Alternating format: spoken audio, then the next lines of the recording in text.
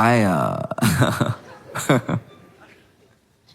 I've struggled with an idea for a while, and it's how like everybody. This sounds so dumb. Just hold on.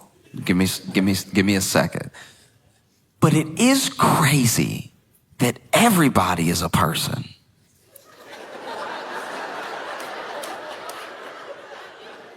What I mean by that is when you're like a little kid and you just living your life, you know, you go to school and then you go home and then sometimes you play with your friends and sometimes you stay in and you watch cartoons. You know that you have a life. You know that you're a whole person, even if you don't have a full awareness of yourself. You know that you go to different places and you do different things. Even when you have a new experience, it doesn't even occur to you to be like, oh no, I don't do that. Because you're a kid just experiencing the world. But there are boxes that we put people in. I think it's completely unintentional. I don't think there's any malice behind it. But I remember the first time that I realized that someone who I definitely cared about and I definitely enjoyed their company and I definitely liked was a whole other person. I was a little kid. I was with my mom at the grocery store and we saw my teacher.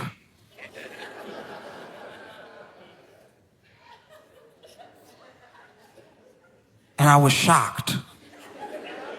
I was like, I said it out loud. I said it to her. Why aren't you at school?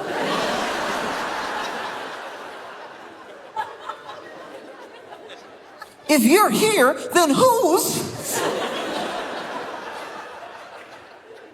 It was a crazy thing in my head. My brain was breaking in that moment. I'm this little kid. I've only ever seen her at school. She's supposed to be at school. I shouldn't see her if I'm not at school.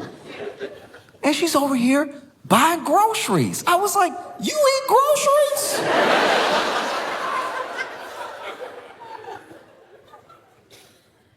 This is wild. And then she was over here having a conversation with my mom. They both ignored me asking why she wasn't at school. I still had questions. And then she, said she'd see us on Monday and walked away. And in my head, I was like, Monday? It's Saturday. She's not even going to be at school tomorrow.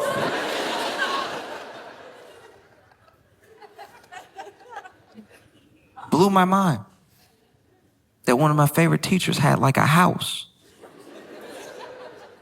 And like, I'd always heard about her husband, but I thought that's just something teachers say to like pass the time and stuff. She had a whole life. And it feels like a silly lesson to learn when you're a kid, and then you get older and you realize you have to keep relearning it over and over again because you meet more and more people and you've already boxed them in. And then they surprise you. And then you think, oh, I'm a little ashamed I was even surprised. I should know from when I was like 6 that people are like, everybody's a person. But it's an easy lesson to forget because you can only sometimes see a person in a certain way. Like my friend, I have a couple friends now who they've got drunk with their parents, and it's a boundary that some people never break with their parents. Sometimes their parents are like, oh, I'm going to have a couple drinks, but I'm not going to be drunk in front of my son. You know what I mean? And then there are people who will always have that thing of like, oh, I don't want to be drunk in front of my parent. You know what I mean? It's like weird. I feel like I'd be in trouble. It's like, well, you're 42. Yeah, but still. I don't know. I don't want my mom to see me drunk. And it's like, well, she saw you at your worst as a baby. I guarantee you drunk just brings you like one step above baby. But it was an interesting thing. My friend said that he got had a couple drinks with his dad. Now his dad was a sort of interesting case because when he was a kid, I don't know all the details, but his dad drank. And then there was something, whether it was something that happened or just like a general attitude towards drinking. At one point, his dad was like, you know what? I'm just not going to drink anymore. And he went like cold turkey sober for years and years and years, right? So he drank pretty heavily when my buddy was a kid, didn't drink until he was long out of the house. And it wasn't until after my buddy graduated college that his dad would like drink once in a while, you know, have a drink with him. And finally one day his dad was like drunk with him. And he noticed his dad like drunk. And he was like, it's crazy because I know my dad used to drink. And I can only see my dad as my dad. So knowing my dad is like an annoying drunk. I don't know. I guess I forgot he could be a whole person. Like, because his dad had this weird like rivalry with him when he was drunk. He, you know, walk up to him, impromptu, off of nothing. They're in the backyard. And he's like, hey,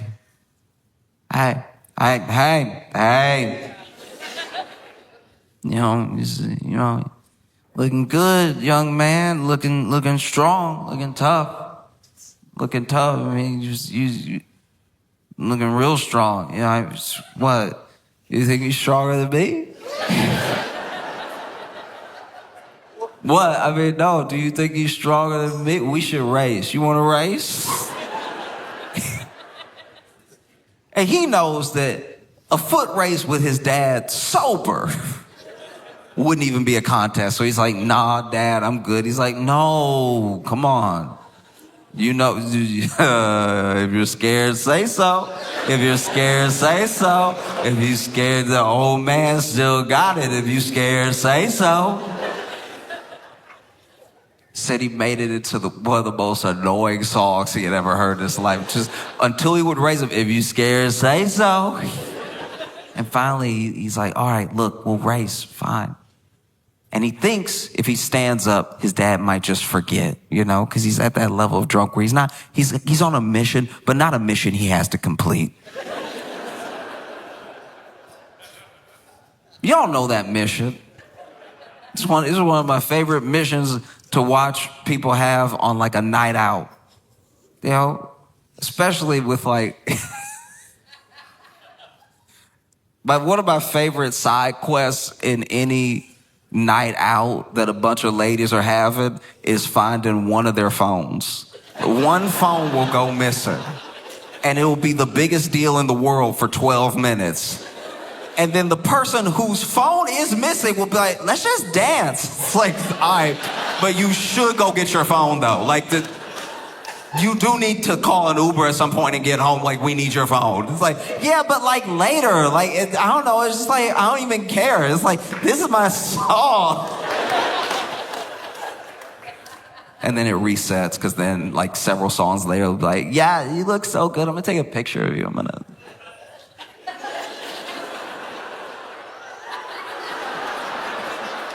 Oh my God, everybody stop. Everybody stop. Not their friends, everybody in the club stop. Everybody stop.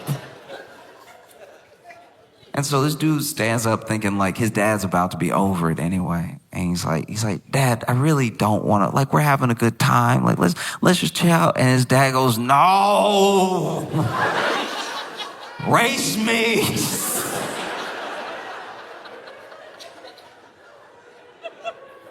And he's like, all right, fine, okay.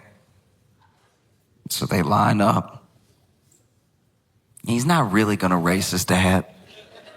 He's gonna like walk and let his dad win so he can feel good about being annoying for 15 minutes. But his dad stands up and he's ready.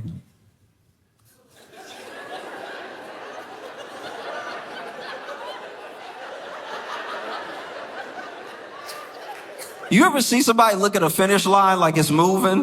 Like,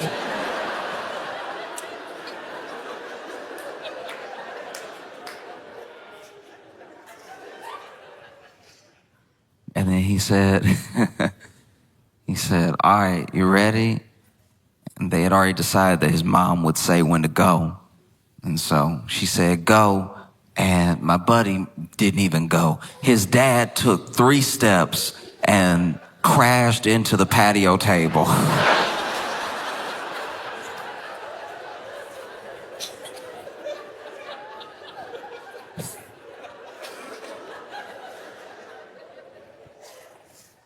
And I don't know, yeah, it's gotta be tough. That's a moment that's like, you just know that now. You know your dad your whole life, and then now you're like, oh yeah, but like after the 5th Jameson, he will. You know. And that changes how you look at your dad a little bit, not even in the form of judgment, just like there's more information and you see him as like a whole person. You know good, you know bad, you know arguing with him, you know, and now you know this thing that you didn't really experience in the same way when you were a kid. Now you know. Even 4 Jamesons in, he's gonna go, no.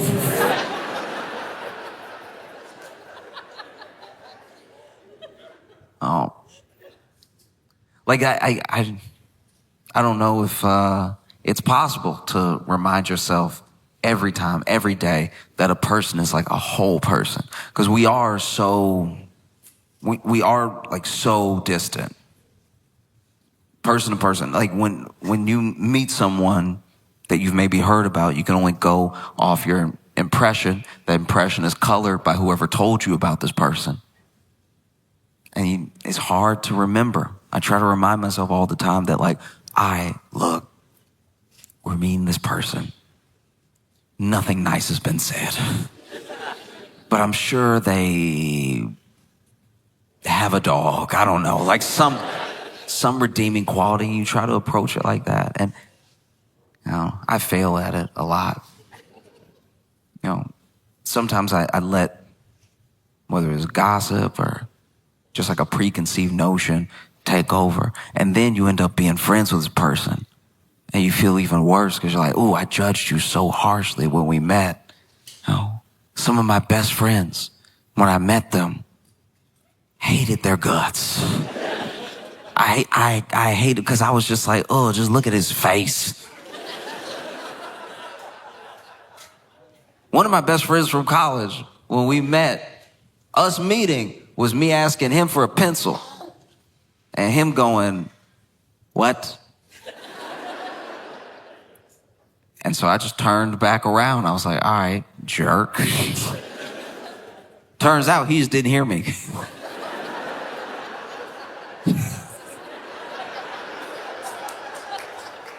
We're like really good friends now, but yeah, that was not a great way to start. One of my best friends, we had that same thing. So he's a big dude. He's like 6'4", 6'5", like a strong guy, wide guy, right? Big dude. And we were both friends with a different guy. This is freshman year of college. And we had both done things in front of each other that made us go like, I don't know if I like that guy. Like I like our mutual friend, but I don't know if I like him. And then we kept being in scenarios where maybe we were waiting for our mutual friend, so we were left alone with each other. And in my head, maybe it's because of where I come from, and maybe it's because I've never been the biggest guy in the room, but this is a big old dude, and he doesn't seem like he liked me. So in my head, I was like, I just gotta act crazy. Like if I'm crazy, that'll keep at bay his size. Because even a big man doesn't want to get bit. You know what I mean? I don't care how big or strong you are. Once everybody saw what Mike Tyson did to Evander Holyfield, they were like, oh, yeah, crazy wins. Crazy will always win. I like my whole ear where it is. And then he noticed me being crazy. And so he was like, all right, I'm gonna have to flex how big I am. There was one time where we were waiting on our mutual friend because, forgot to mention earlier, our mutual friend was his roommate. So I had to be in their room a bunch before we actually got along. And I don't know, I saw him like eyeing me, and this is a college dorm room. So there's not a lot of space. So I'm like, this big guy's eyeing me. We're both waiting for our friend. So then I didn't know what to do. So I just started singing lyrics to Kanye West's 808 on a Heartbreak. No music. Impromptu. And lyrics I chose were, when I grab your neck, I touch your soul. And I just sang it to the wall, but loud enough for him to hear me. And I would later find out that when I did that, he was like, all right, that's one of the craziest things I've ever seen. In my entire life, I was trying to mug this dude into submission, but now he done sang to the wall, not even facing anything. I don't know what he talking about. Why'd he sing it too? That's crazy. That's crazy as hell. It's so much crazier to sing than it is to scream. Like if you come across somebody on the street and they scream it, you're like, all right, that's regular. If they are singing lyrics you don't know exist yet, because the album had just come out, if they're singing lyrics you don't know exist yet, get away.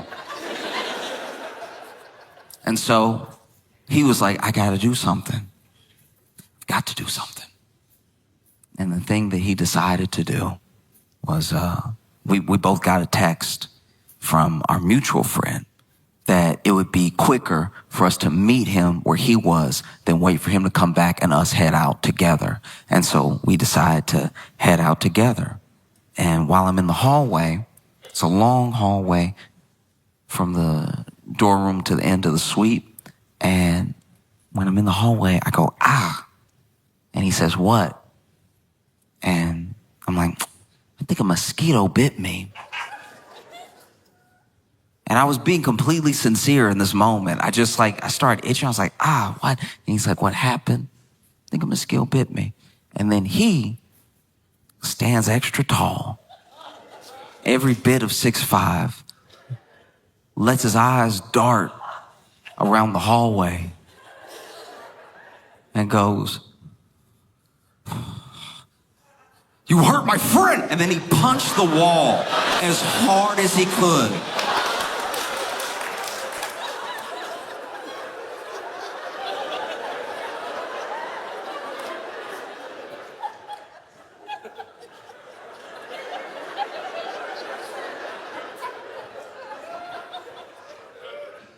And when he moved his fist from the wall, there was a dead mosquito.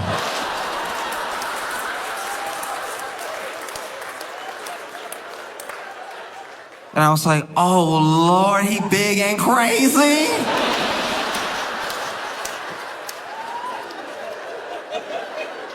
Oh, I'm sick. Oh.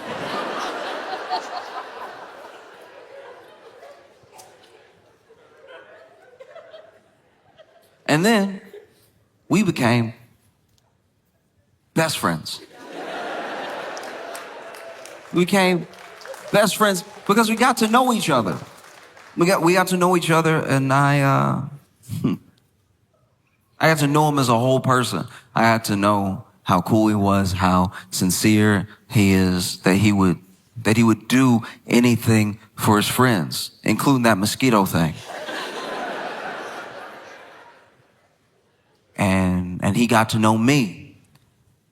And he still liked me. So we became best friends because I got to see like the whole person, you know? And then finally one day I told him about it. I was like, hey, freshman year,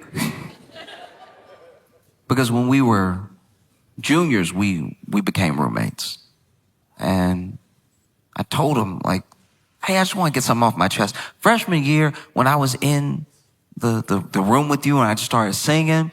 I was just trying to be crazy because I thought like you were real big and like, I don't know, I had been bullied a lot. So I was just trying to like keep you at bay. And he was like, oh, that's so good to know.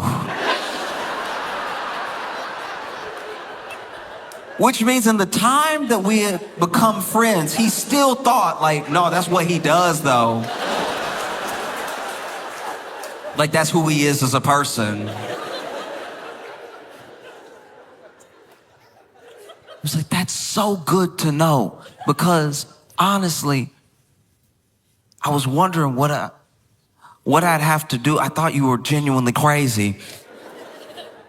And that's why I punched that wall.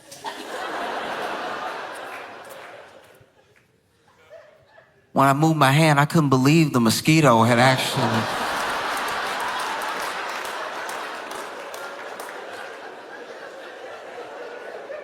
It's wild stuff. Yeah.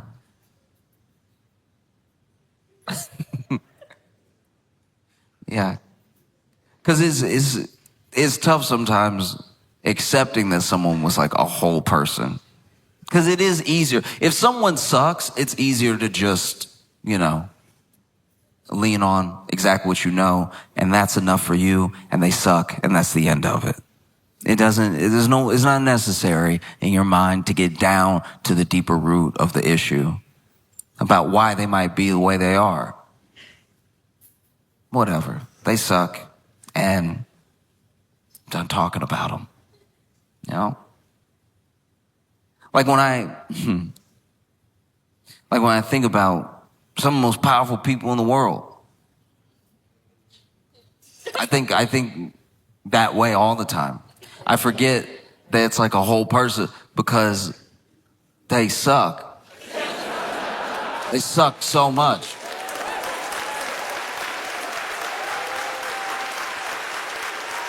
Like, I do my best to not be closed-minded about people. But the more I learn, the worse it gets. And no person is just one thing. Even monsters. Some monsters that get true crime documentaries made about them. They'll interview the kids. And sometimes the kids will be like, yeah, actually, he was like a super present father and everything. Like, it was kind of crazy. I know he killed all those people, but he came to all my soccer games. Like, it's a lot to process.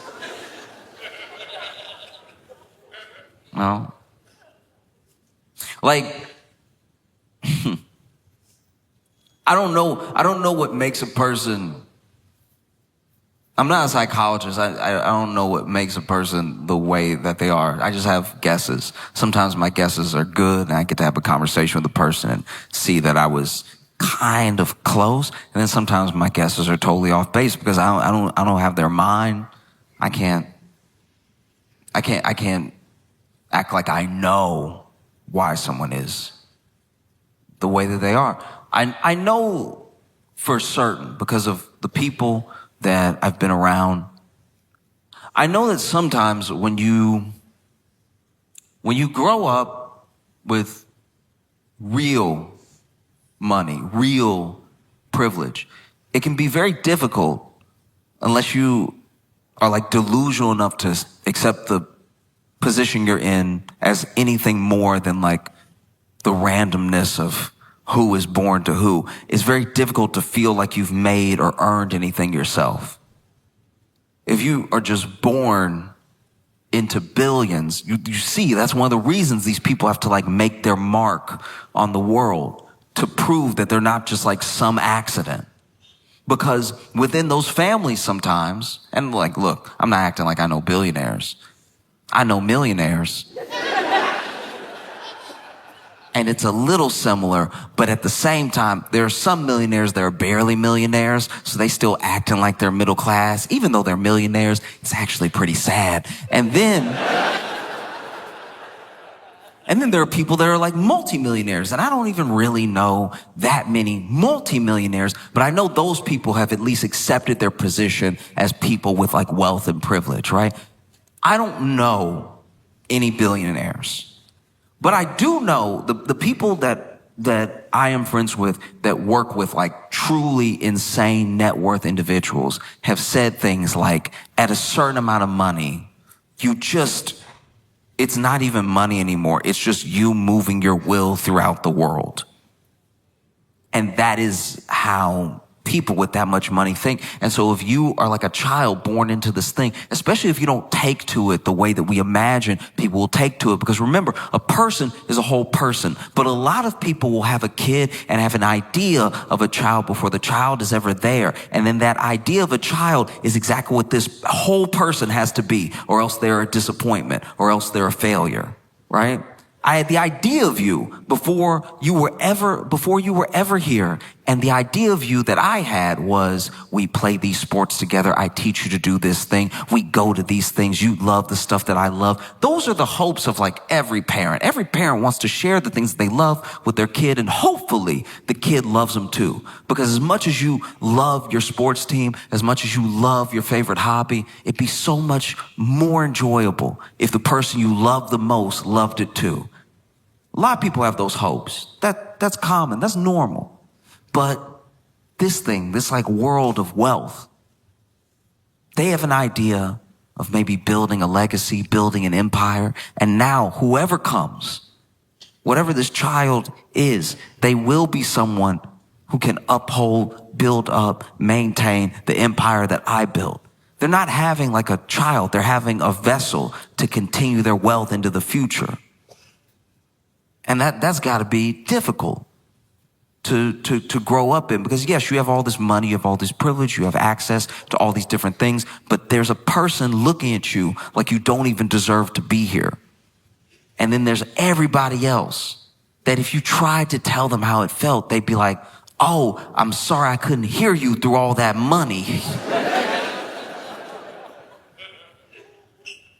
You know? Cry me a river. You ever felt a penny before?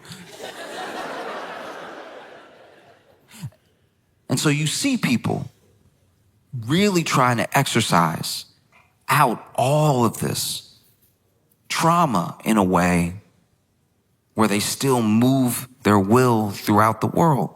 So then we become the collateral damage of them trying to exercise demons, because they have the access to change the world the way that they see fit.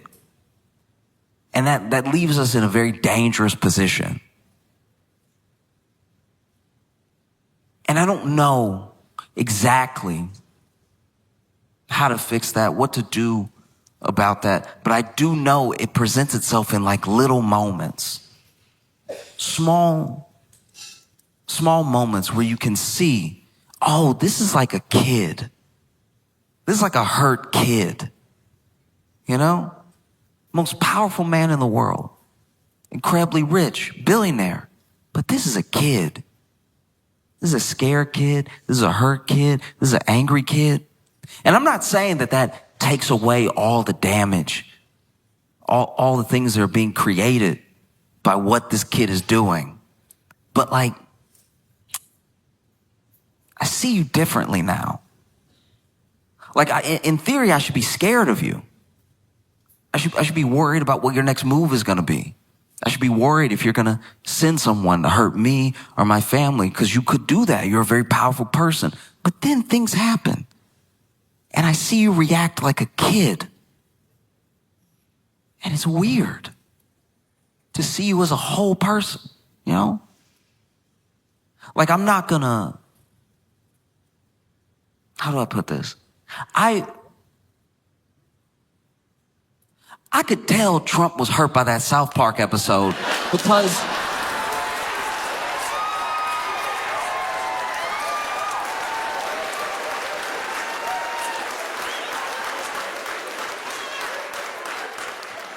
the White House released a statement.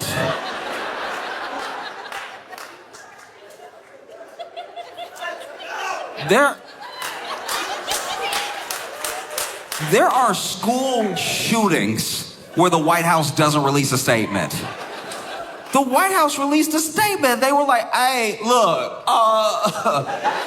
South Park hadn't been relevant for a while now anyway. Nobody even watched. Ain't nobody crying. Nobody hurt. No. Like, I've watched, I watched Trump go to the Fed. He went to the Fed and he was with Jerome Powell. Now, Donald Trump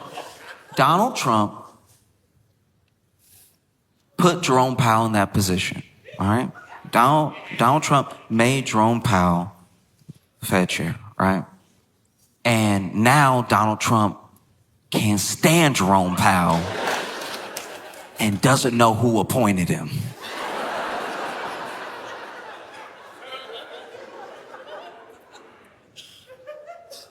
And so he goes to the Fed. I guess they showing him where they make the money, shred the money. I don't know why he needed to go. He goes on a field trip to the Fed. You know, this is a very funny thing about Donald Trump. He has been very rich his entire life, but he still acts like new money. I have expected Trump to see the money being printed in front of him and go,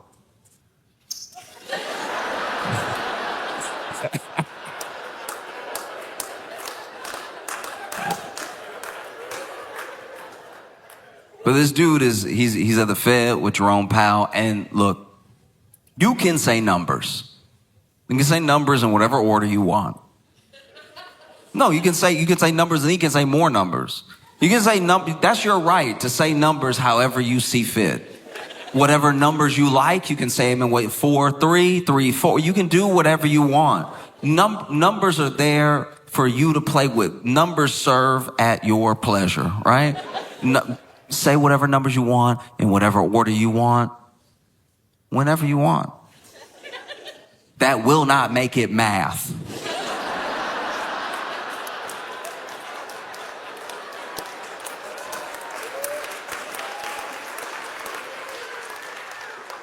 And so Trump is talking to the media, and he just like throwing out numbers. He's saying numbers, right? He's, numbers, good numbers, and some bad numbers. Let's get those bad numbers out of there. Good numbers, more numbers, extra numbers, right?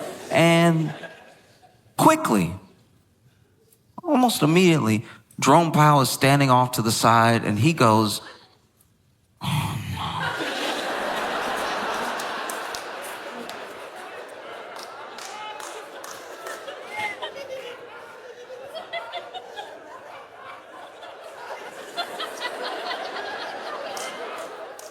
Jerome Powell was shaking his head. You know those people who got like perfect pitch? Jerome Powell was shaking his head like somebody with perfect pitch going to karaoke. Like it's...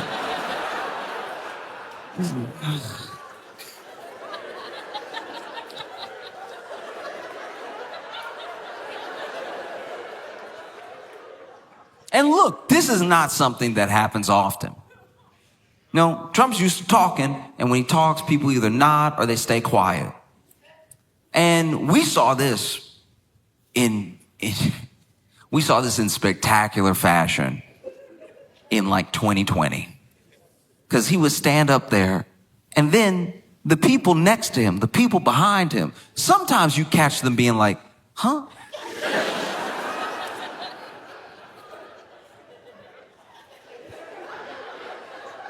Like they were still trying to process what he said. But then he would just be talking. And sometimes he'd even turn to them, look for some confirmation. What do you think about that? And then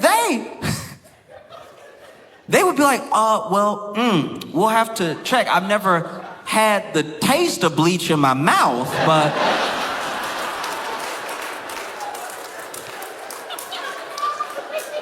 I suppose anything's possible.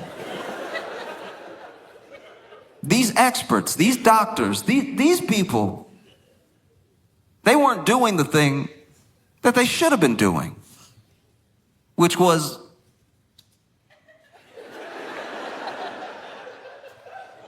because he didn't just shake his head. He said it. He said it out loud. No, no, no.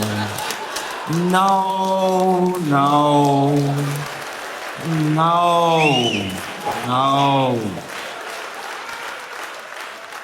Maybe we wouldn't be in this position if more people, and I'm not even talking about politicians right now, I mean more people who have to deal with government had the courage to say, no, no, that's not how medicine works, no, that's not science, no,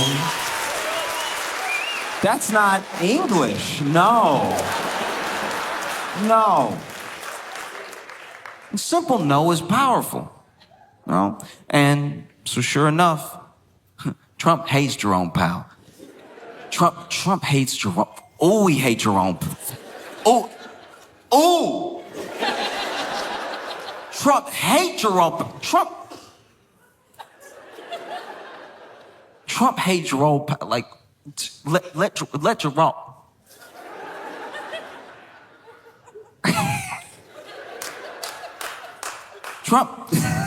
Trump hates Jerome Powell, so he hate him so good.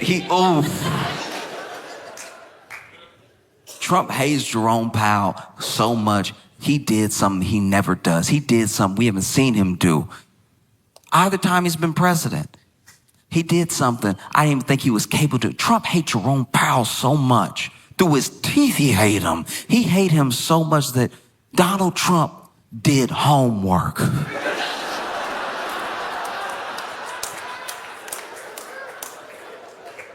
Because he was saying the numbers, and he was saying the numbers, and he was saying the numbers, he was saying the numbers. And then Jerome Powell went, no, no, no. And even Tim Scott was next to Trump, nodding and saying yes, while he was saying no. Yes, with those big teeth, saying yes, yes, yes, swinging those teeth, yes, yes.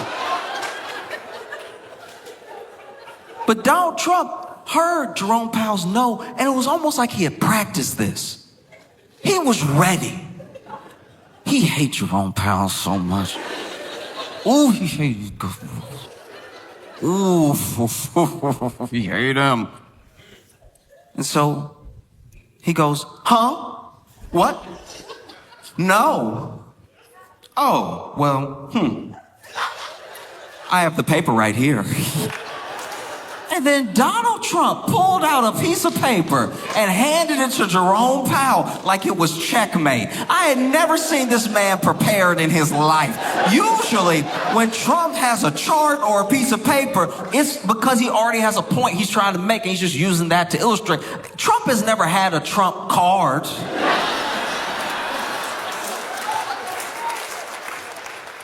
Man pulled out the piece of paper. You could see even Jerome was surprised. He was like, paper? Reading? You saw Jerome had to break out the glasses for it. He was like, oh. And because numbers are numbers, because math is at least something that, even if you have bias, even if you have an intention towards an intended goal, the math will still make sense or not make sense. Something will be true or not true, right? And so even Jerome Powell, I'm not saying I know this man, I'm not saying he's infallible, but in this moment I'm thinking maybe he's even thinking, whoa, what if I'm wrong here? What if there's something I don't know about? The president just pulled a piece of paper out as soon as I started saying no, like he rehearsed this. So he takes the piece of paper, throws the glasses on, and you can see him reading it. You can watch the clip. And he goes, no,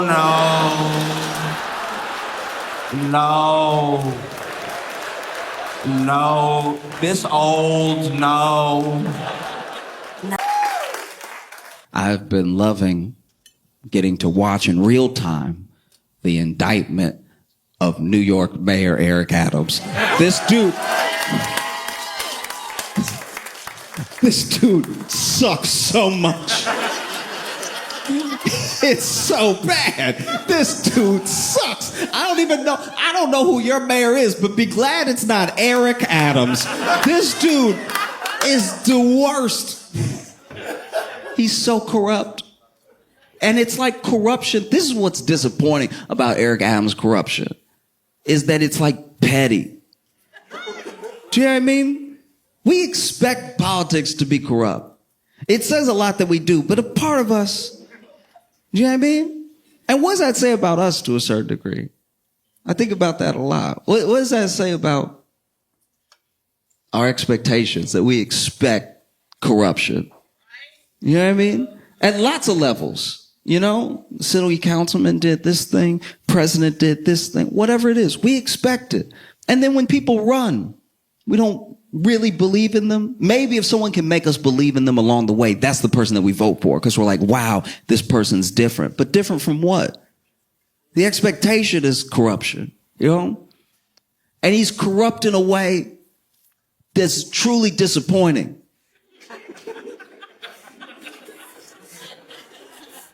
It's a shame. It's embarrassing how easy a politician is to buy.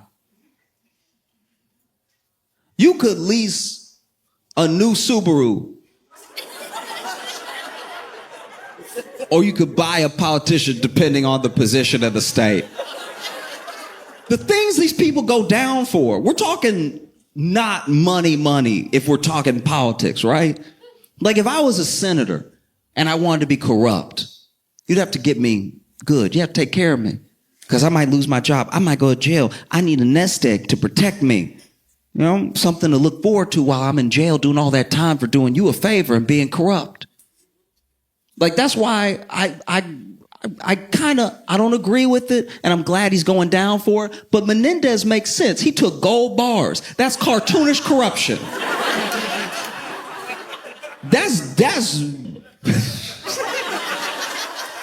That is like full on 1950s cartoon corruption.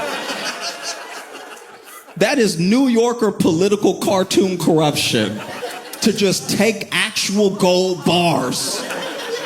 Where do you get gold bars from? And then take the gold bars to do the favor for the person. This is what's funny about Eric Adams being indicted, is that New York City is, and this is coming from someone who lives there, and I do love it in New York, right? But New York is a dirty place, all right? Inside and out, okay? It's one of the more corrupt places. So to be the first mayor to ever be indicted with corruption charges in New York City, you gotta be one of the dumbest people who has ever lived. It's a city of corruption, and you got caught. That's crazy.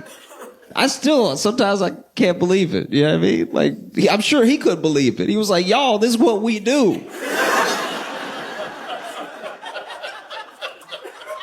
How y'all gonna get mad now? I did the regular amount of corruption. I didn't even go overboard. I got some flights upgraded. Why would y'all? No, it is that dumb. This dude, Eric Adams' corruption is so petty. This dude about to go to jail because he let Turkey upgrade some flights for him. He basically is gonna go to jail for what is Delta Gold Medallion. Like, it's just,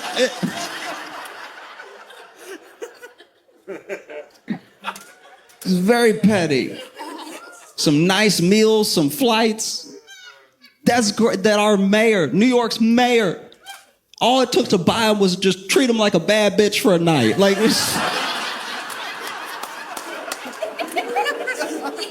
you know how embarrassing that is? Do you know how much money is in New York? I need at least 6 skyscrapers to be as corrupt as Eric Adams. I'd be like, take care of me. No, I need land. What are you talking about, a flight? A flight where I might fall asleep and miss my corruption? No. Because you know, sometimes you get upgraded by your airline, you get all excited, you like, oh, I'm sitting in, got the extra leg room and everything. I can kick for no reason and stuff. And then you wake up at the destination and you're like, dang, I didn't even enjoy the free glass of champagne and orange juice. That's his level of corruption. It's so dumb. He sucks. But Eric Adams started as a cop, right? And I actually watched this video of him. It was a very entertaining watch. Basically, when he was a cop, he did a video. Maybe he was still a cop. I don't know. Maybe it retired. But anyway, he used his police expertise to make the video. And it's basically a video where he shows parents how to search their children's rooms for drugs and guns, right? And the thing that's amazing about it is that clearly one of two things happened. Either Eric Adams told whoever was shooting the video to just go fill a room full of crack,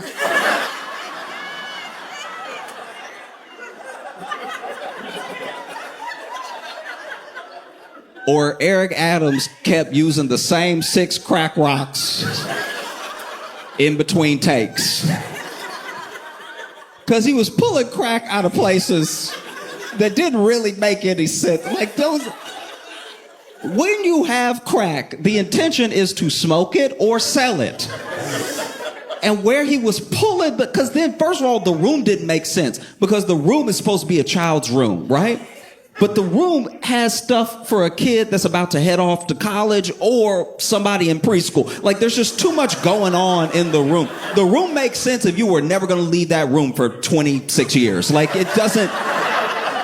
The room did not make sense at all. So then Eric Adams would do weird stuff, like he'd be like, looks like a regular tricycle, right?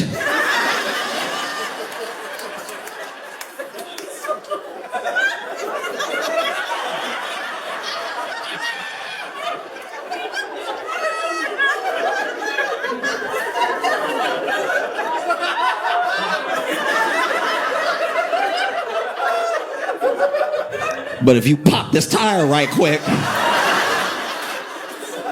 you pop this tire, pull it out, what do we find? Crack cocaine.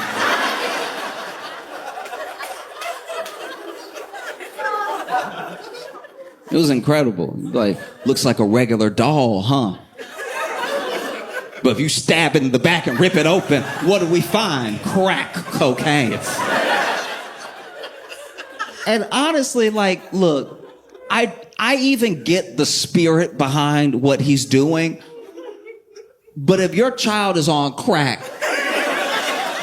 there will be other signs.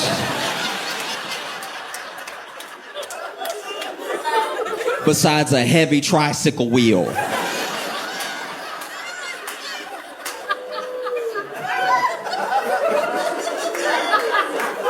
I've never seen a kid on a bike with a flat tire and been like, we're losing the youth.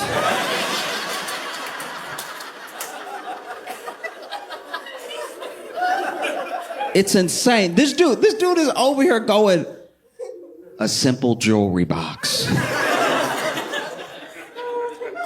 But if we open it, what do we find? A loaded gun.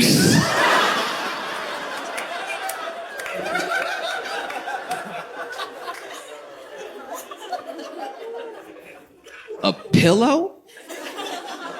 You gave your child a pillow? And thought that they weren't going to do the worst with it? You reach in that pillowcase, what do you find? A Glock. My favorite was standing near a bookcase. And he didn't say these words exactly, but the feeling that I got when I was watching him was just, you think your child reads?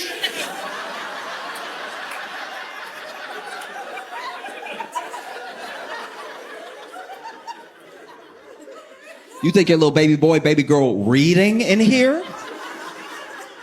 No. They're a child, and we all know children are what? Crackheads.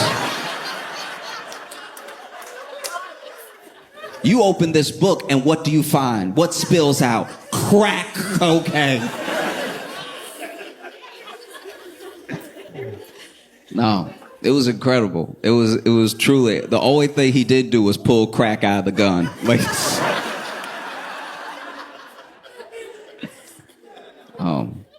but, and I can't stress this enough. Eric Adams is like terrible.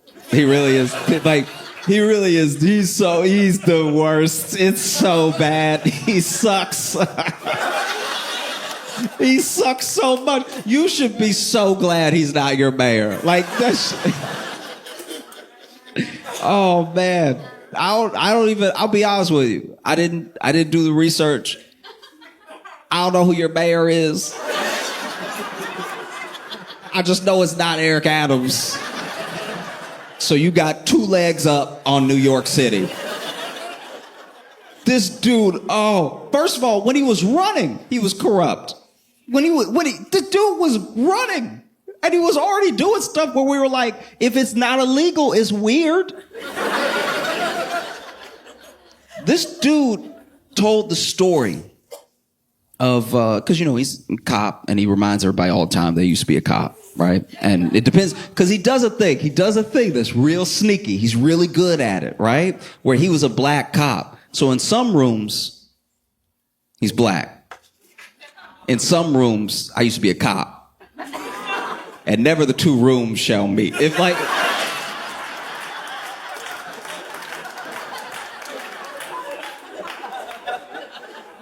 It's crazy. Okay, so this dude, when he was running, would tell the story of a fallen officer, right?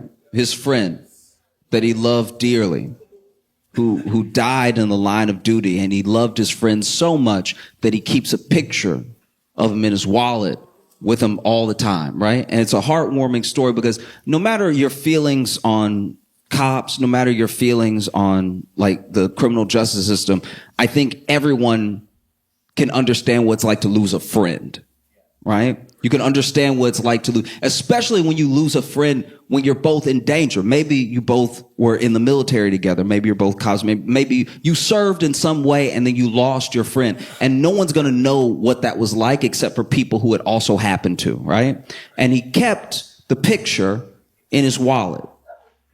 Except the picture in his wallet that he showed people was printed out by his staff members, and they threw a little coffee on it to make it look old. And that's before he did anything illegal. This dude is the devil. Like, he really sucks. This dude, I don't even know how he won. He doesn't live in New York. You know how usually you have to live where you're the mayor of? I'm not going to make any assumptions about your mayor, but I'm assuming they live here. I imagine your mayor doesn't actually live in Illinois. That would be weird, right? To come over and be like, hey, I'm here with y'all. We're in this together. I'ma go, though.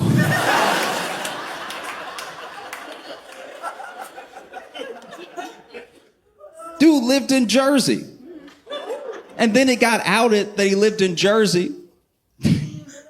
And so at the last second, he had the New York Times try to help him cover it. And they did a profile of him at his house in Brooklyn that he was clearly walking into for the first time. This dude walked in. You could tell he had never been in there before. He over here like, and as you can see, my wall.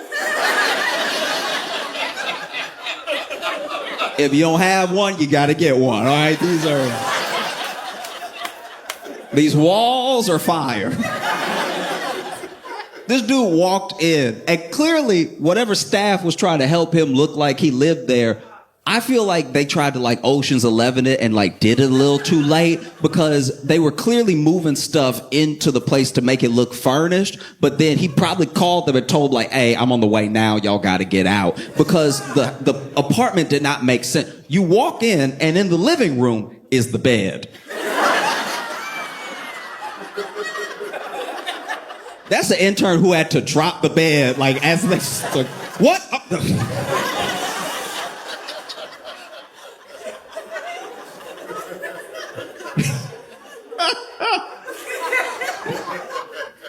And then, he opens the fridge because he really tried to do this MTV Cribs for the New York Times, right?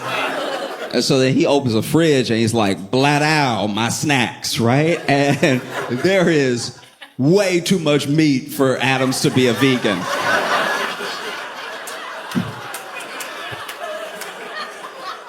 There's so much meat. It looked like it was stocked by Hillshire Farms. There's way too much meat in there. Not even mistakable meat. Not even like, oh, I thought the Impossible Burger. Like, it was full-on meat. And when they ask him about it, he's like, oh, my son be sneaking in, you know what I mean? Because you know how when you have kids, as parents, you know how when you have kids, they sneak into your home and leave food, you know what I mean? In the fridge uneaten. You know how children are. All they do is leave food in the fridge and smoke crack. That's what children do.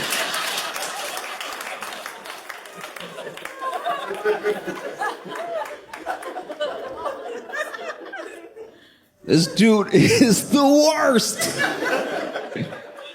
This man brought back stop and frisk.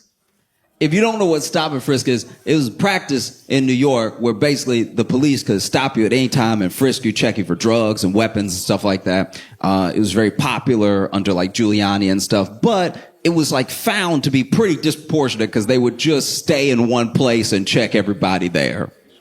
So it was just black and brown people. It was mostly black and Hispanic people that were like stopped and frisked. And it didn't even really work because the people with guns and drugs were like, I'll stay home.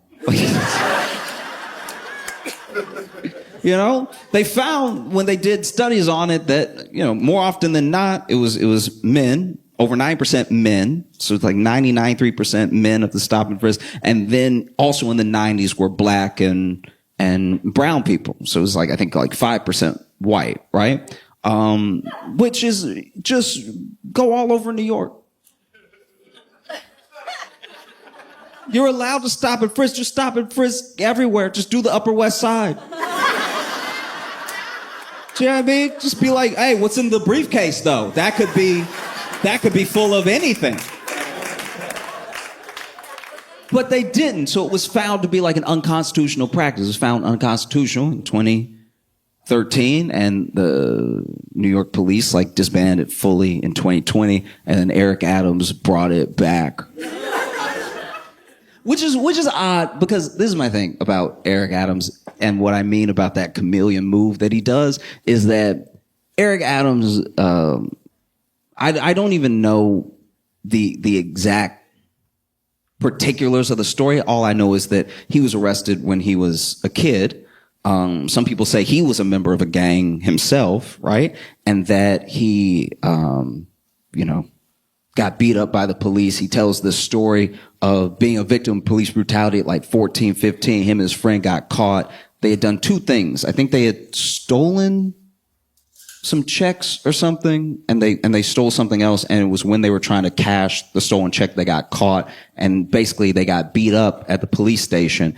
And apparently the way that I believe Eric tells it is that these white cops were beating him and his friend up, and then a black cop came in and told him to stop. And he was like, and that was the moment I decided that I wanted to be a police officer, turn my life around, everything, because I just saw the way that black cop moved, right? He's like, I saw the power, the respect. I saw the fear that people had, and I was like, that, oh, okay.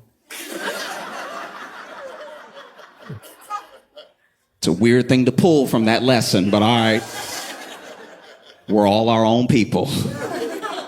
And so it's weird to me that he's so adamant about being punitive as someone who grew up the way that he grew up. It's very odd that he doesn't see himself in any of the youth that he wants to arrest or wants to punish. Like, that's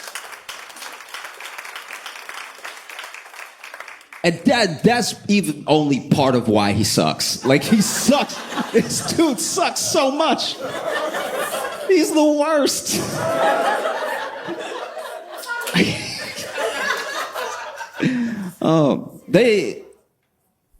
They opened the investigation into Eric Adams the way that the feds do, which is quietly.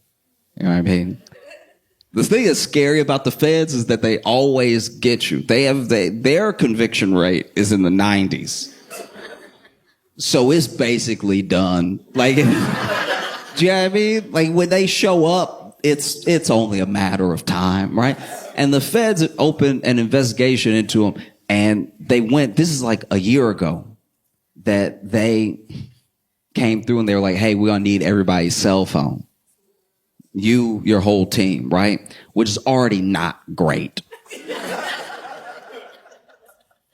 Probably every mean thing I've ever said is on my cell phone.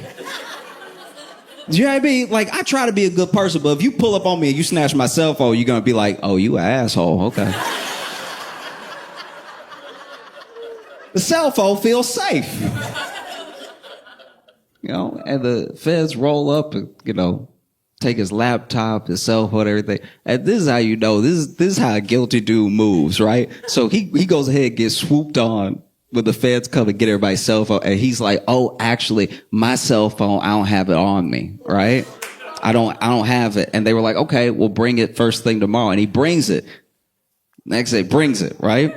And then he's like, actually, I had changed my password to keep my aides out of my phone, because you know how aides are, always trying to face ID you and see what your business is and everything, even though you emailed them personally and stuff. But like, try to keep my aides out of my phone. So went ahead and I'm giving it to you now, but just know that I had to change the password, keep my aides out of my phone, and I just forgot it.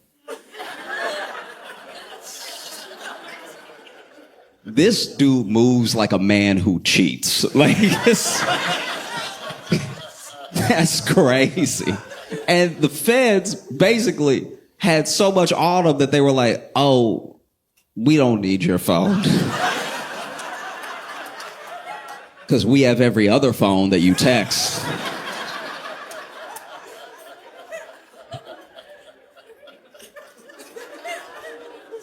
Ooh.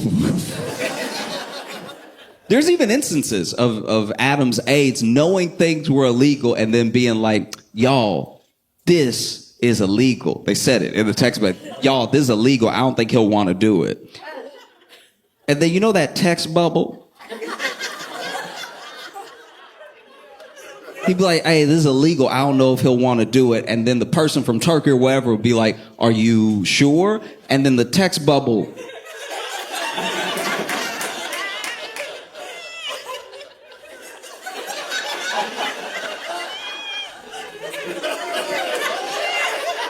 That bubble be cooking, right? That bubble be bubbling up, right? And then it go away for a second.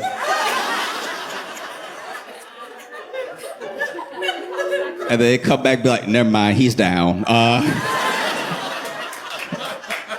The amount of times that his aide said to other people, this is illegal. And then several texts later be like, so when are we... It was incredible, man. It's really fascinating. And then there was like, I think it was like one of his campaign aides, one of the people that worked under him, was being interrogated. And as soon as she realized the interrogation wasn't friendly, she was like, can I go to the bathroom real quick? And so they were like, yeah, sure. And then she went to the bathroom and apparently... started mass deleting as many text messages as she could. But then she was in there so long that the fans were like, she deleted text messages. Like, nobody got a boo-boo that bad. Like, I mean, who knows? Maybe she is shitting herself, but not... I can just imagine you realize your boss about to go to jail, you might go to jail too, and now you in the bathroom just, I'll be right out. Oh, it's bad. Oh no. Y'all still there? I can't stress this enough. This dude sucks. Like it's like, okay. Maybe one of the funniest things about the whole case is that we don't definitively know one way or the other, but there's a chance that this dude would, like, the last straw that broke everything, that had the roof come tumbling down, that kicked over his house of cards, might have been, maybe, Sabrina Carpenter. Inadvertently. I don't know if you remember, but Sabrina Carpenter did a music video for a song called Feather, right? And in that music video, she's in a church, right? And she got permission to be in that church. As controversial as everything was, and as much as the archdiocese freaked out after they saw the video and as upset as people were, she got permission, right? She did the right thing, and she asked, can I do my video here? She didn't just run in and be like, quick. She did everything by the book, right?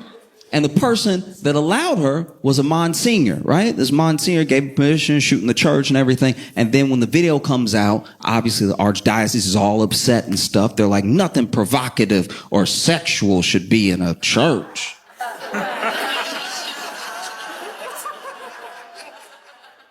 That's what they said. Don't get weird with me. And so then they demoted the Monsignor. That's how mad they were, you know? They didn't fire him because I guess it's impossible to get fired at a church. You know, anybody else, any other job, they would have been like, you gotta go. But Catholic Church, they're like, no, we'll move you. Don't worry. And basically, one of the things that came from that whole thing, especially how public it was the feds subpoenaed the archdiocese over the Monsignor because he had connections, like as in a relationship or maybe even a business relationship with Eric Adams' chief of staff, right? And so they were like looking into it, and then Sabrina Carpenter's moved on. She just sort of like, oh, I didn't realize it. Whoops. And I don't know. I think that people don't realize how much trouble Eric Adams is in because this isn't like a police thing. This isn't like a local police or something. Like local police could run cover for a mayor. And so Eric Adams gets indicted, right? Present day, he gets indicted, and this dude holds a press conference. It's one of the worst press conferences I've ever watched in my entire life. This is incredible. People talk about Giuliani and everything when he did that 4 Seasons press conference and stuff like that. Not gonna lie, this one put that one to shame, okay? This one was really, but first of all, they decided to do it outside. I don't really know why, but maybe he's not allowed in buildings. I have no idea. But they decided to do it outside, and they had a tent up because it was raining. But Eric Adams and he does this a lot. He does this in a way, this is one of the reasons I can't stand Eric Adams. This is one of the things that makes him suck, right? Is that whenever he's in trouble, whenever he needs something, he's very, very black. You know, and so now that he's in trouble, he has gathered around him every black person that will stand next to him, I suppose. And so he had everybody. He had so many people that they couldn't all fit under the tent. So now there are some people getting rained on halfway, just trying to lean in, everything. Do the one-sided thing. And the press conference starts, and there's protesters at the press conference. And, you know, Adams did some weird stuff. Like when he got indicted, he did like a message to New Yorkers and everything. And in the message, he says, like, I knew as soon as I stood up for New York, I would become a target. And then we were like, when did you stand up and who is targeting you? Like, this is odd. I've heard this language before, but I've never seen it make less sense since the last time I heard it. You know? And finally, he goes ahead, he's doing press conference and stuff, and there's protesters there. And the protesters are screaming at him. They're like, you're an embarrassment. Don't try to act black now. You brought back stop and frisk. You brought back every policy that came down hard on the black community, but now you want to be black because you're in trouble and you want us to back you up and everything. And they're yelling. And the whole time, Eric Adams like, You ever been at a restaurant and there's a couple trying not to fight? And then finally, one of them can't take it anymore, and she stands up and she's like, you cheating bastard, or whatever. And then he's like, It was that. And so he just stands like, okay. And then he lets people speak for him, right? So his pastor speaks, and his other pastor speaks, and I think another pastor speaks. You go to extra church when you're in trouble, right? So then pastor after pastor after pastor are speaking, right? And all the pastors are like, hey, listen, we don't even know. Everybody has to have their day in court. Like, no one is actually professing this dude's innocence. Everybody's like, yeah, you can't judge lest ye be judged. And once again, remember, I told you it's one of the worst press conferences I've ever seen, because not only can not everybody fit under the tent, and not only are the people not making a convincing argument for Adams to be innocent, which is what we would very much like our elected official to be, right? This one lady gets up there, and she's been the loudest against the other protests. She's like, shut up, let him speak, blah, blah, blah, right? And so it's her turn to speak. And then she gets up there, and she's like, good morning, New York! Like, she's just trying to shout everybody down. She's like, I've known Eric Adams for 40 years! And she's just screaming, right? And he is completely... And then the mic starts going out. Completely...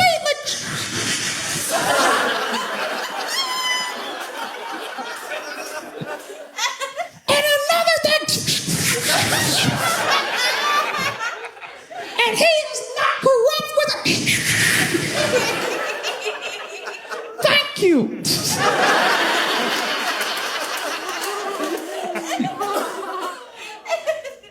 And then the dude went up there, and I don't really know what his position was. I don't know. He might have just been a black dude Eric Adams pulled that day, because this guy gets up there and he goes, good morning, New York. Good morning, New York. I've known Eric Adams for years, and he is, for 64 years, he has loved and served New York, and we cannot throw away 64 years over 5 indictments. He is 64. And I was like, where's the logic going here?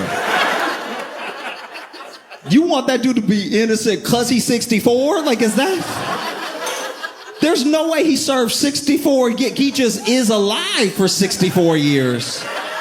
But this dude was slick with it. He was like, do not throw away 64 years over 5 indictments. Nobody gonna kill him. Like, what are you talking about? Throwing away 64, we're not dating him. He got indicted. Do not throw away 64 years over 5 indictments. He is 64, thank you. I feel like that's the only dude that Eric Adams was like, probably should have let that be a tweet. And then it's Eric Adams' turn, right? And then counter-protesters are yelling. They're like, you're an embarrassment. You're an embarrassment to black people. You are an absolute embarrassment to the city, okay? You trying to make it a black thing. It's not a black thing. It's a you thing. You're corrupt. You're corrupt by yourself. It's not a black thing. It's a you thing, right? This dude's screaming. And he's like, what? Why is anything you're saying different from Trump? You're talking about you stand in the way. Stand in the way of what? You corrupt by yourself, right? And then Eric Adams like, and then he starts taking questions, right? And some of the questions were, you said that as soon as you stood up for New Yorkers, you would become a target. Who do you think you're a target of? Like Homeland Security, or what? There are government bodies that are serving you this indictment. Who do you think is targeting you, and why? And then he was like, that's a question for the federal government. And I was like, okay, not a great start. And then he goes, let me just get something clear right now. All right? And then the mic cuts out completely. It's like, I just want to say to y'all,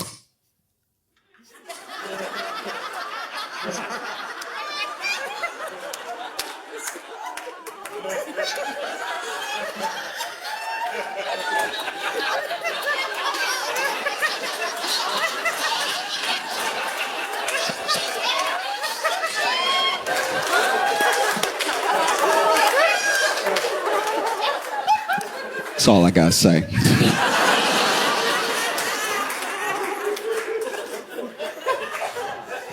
This is incredible, you know? Incredible. I don't know. I would love to see Eric Adams go to Rikers. I mean, particularly because of the terrible job he's done with Rikers. Just so you know, Rikers is a horrific place. It's been compared to Guantanamo Bay. Mainly because most of the people in Rikers, around 85%, have not been convicted of a crime. They just cannot afford to get off Rikers. They can't afford to pay bail and stuff like that. But they sit there until the trial. And the trial is sometimes 8 months away, 9 months away. So they're potentially innocent people just sitting there, rotting in a jail in terrible conditions because they just didn't have money. Any one of us could not have money. Most of us don't have enough money for the things we would like. So that's how close we are to being them. You know? And it's so bad that there's a federal monitor that's like over Rikers. And Eric Adams has worked with Rikers to subvert everything that would have them comply with the federal monitor. Right? It's horrific.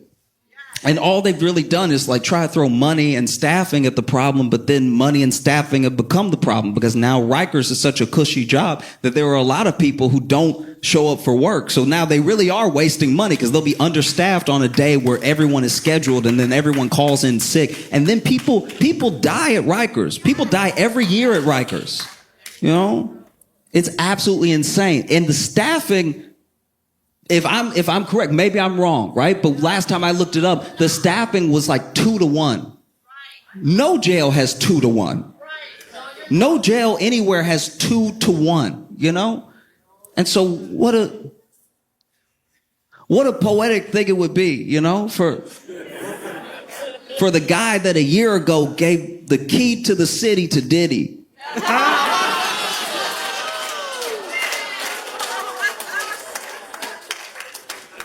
To also be like indicted and charged and sitting in Rikers. Rikers it'd be dope to see Eric Adams at Rikers. They just, he gets there and they're like, what's up, buddy?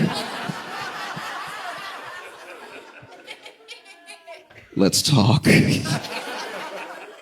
Oh. And so many people have resigned too. So many people have resigned from Eric Adams' administration that I don't know who works at New York anymore. It's a lot of people. People nobody was talking to, by the way. Like people who just are like, I'm just in charge of the library, but I'm gonna go because the block is hot. I don't want these problems. I don't know if y'all saw everything that's happening with Tesla either. That's crazy stuff. Okay, so basically, if you're not aware, Tesla is an electric vehicle that, you know, rewind just a couple of years was not a political statement at all. It was a car you could buy or not buy. It was just a car on the market that had some stock, and the stock would go up and go down and go up and go down. And then, you know, Elon Musk decides to get involved with politics and gives anywhere from like $250 to I think maybe $270 million to Trump's campaign. And then Trump wins and Elon becomes the president.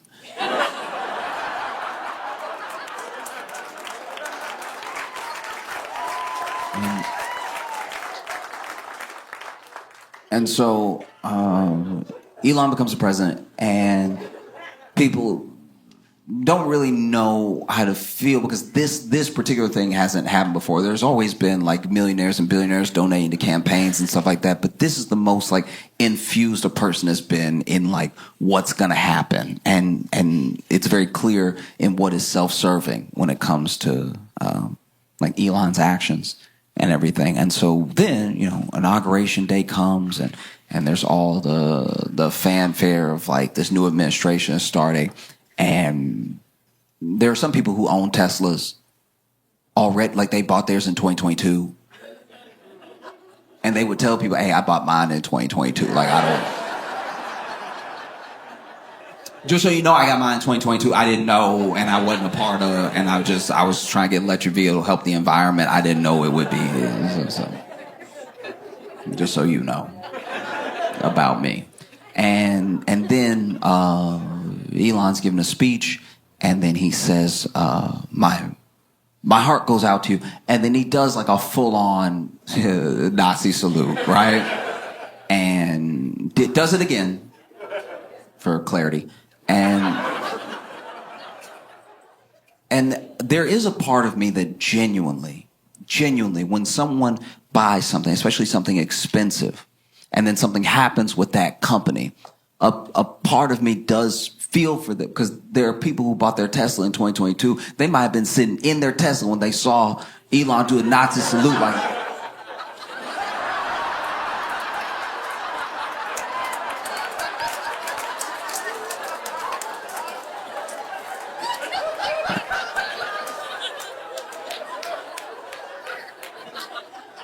And now you sitting here, you gotta lease this car. I don't know if y'all saw, but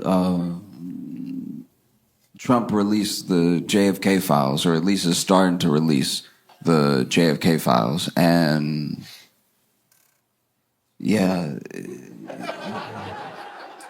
it's a lot. He said there's like 80,000 pages or something. I think they've released like anywhere from like 2 to 20,000 already, with more to come and stuff. And I don't know about anybody else, but when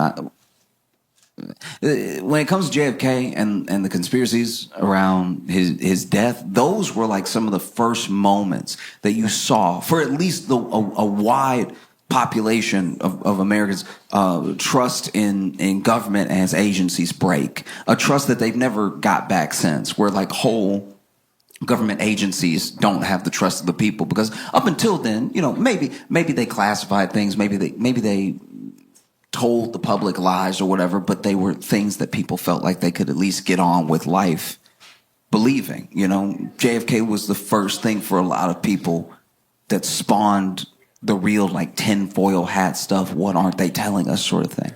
And so you would see something like this big release of the files,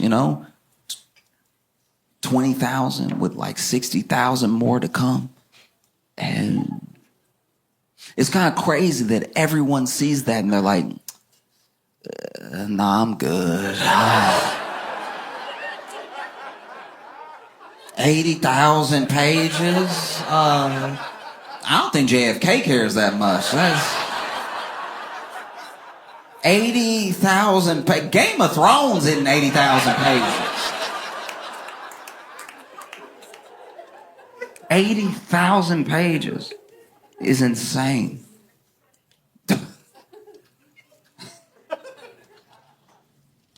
What are you doing? It's like the thing is full. It's full. I've read some of it, and it's full of things that are snapshots of the time that JFK was assassinated in, but they aren't things that people were looking for. When people talk about files that they want released, they're talking about things that probably have been destroyed forever, like some of the autopsy files, some of the coroner's notes, all that stuff like that is not in what's been released. What's been released are the goings on of like Cuba, Mexico City, USSR, and everything. And the one thing that we did find out for sure through the release of the files is that the CIA had a much bigger file and much more knowledge of Lee Harvey Oswald than we previously thought.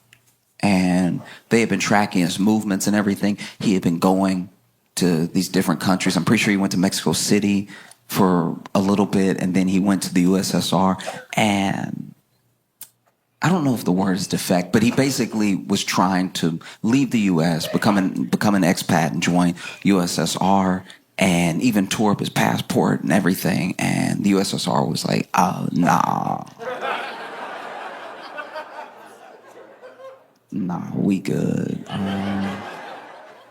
That's crazy to me. That's someone, you have a CIA file on you and you're trying to move to the USSR, and they are like, you giving off some bad vibes. Like, I don't know what it is, but you creeping everybody out. Like, you stare too much, dog. Like, what are you looking at when you looking over here? It's unsettling. Just take that somewhere else. And so then he came back somehow. Didn't seem like he had a problem coming back, even though he tore up his passport. And then commits the assassination, and then Jack Ruby kills Lee Harvey Oswald. And there were so many people who thought that Jack Ruby's mob ties meant that he was sort of there to close up loose end, that maybe the mob did it. And even now, there are people that say, oh no, the mob did it, Cuba did it, the Soviets did it. I think that when you're going through all these pages and you're reading this stuff that we're learning about how much the CIA and the FBI actually knew and didn't do anything, it doesn't really surprise me. It doesn't do much for me in the way of a revelation. And it's probably just because, because I'm black. You know what I mean? As a black guy, I'm not going to sit here and be like, not the CIA.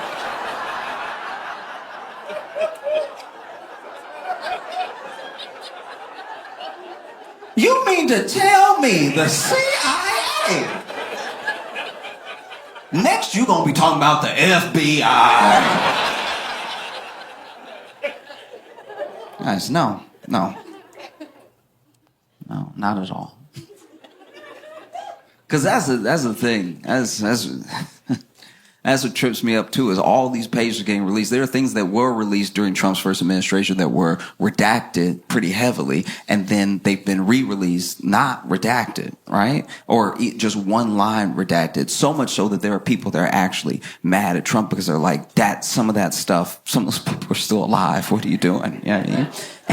And so then, you'll have like one little line that's redacted, and you'll have someone obsess over that specific line because it's not finding the truth for them. It's about keeping the conspiracy going, because you'll even see they uploaded it to the archives. You can check it out in the archives right now. They uploaded everything they've uploaded so far. In my opinion, they've done pretty badly. I think they just had a scanner and they were like, he said today, so...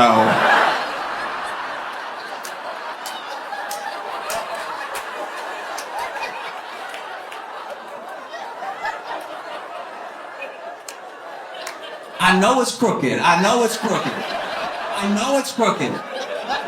He said today. I know.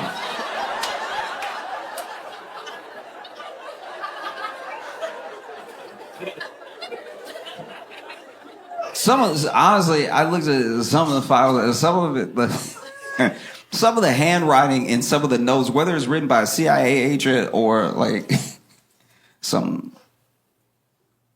some politician, some of the notes in there are so bad. Like, the handwriting is so bad. I'm like, he did it. Like, that's suspicious as hell, handwriting.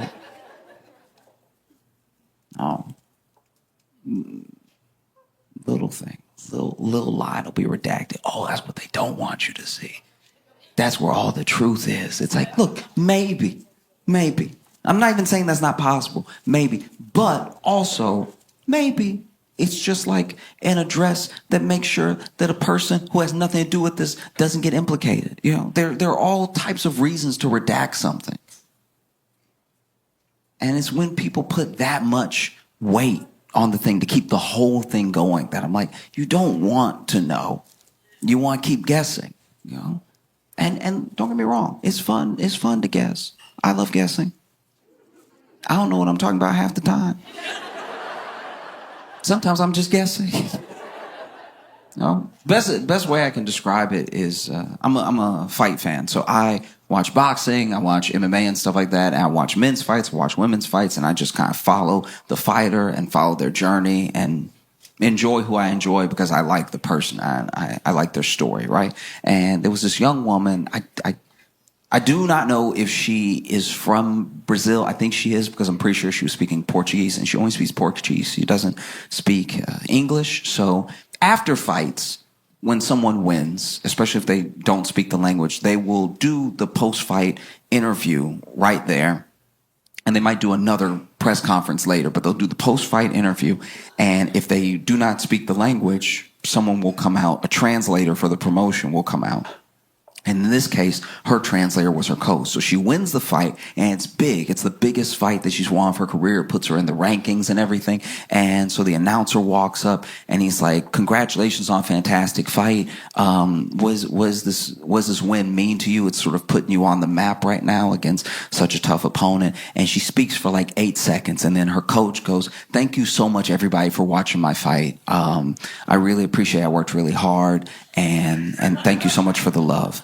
And then she speaks for another 8 seconds, and the coach is like, "Everything that I do, I'm doing for y'all at home, from my town, to show you that no matter what, where you're from, you can make it on the world stage." And then the announcer asks her, what are your future plans? What's next for you? You know, now that you're in the rankings, there's a certain opponent you want to call out.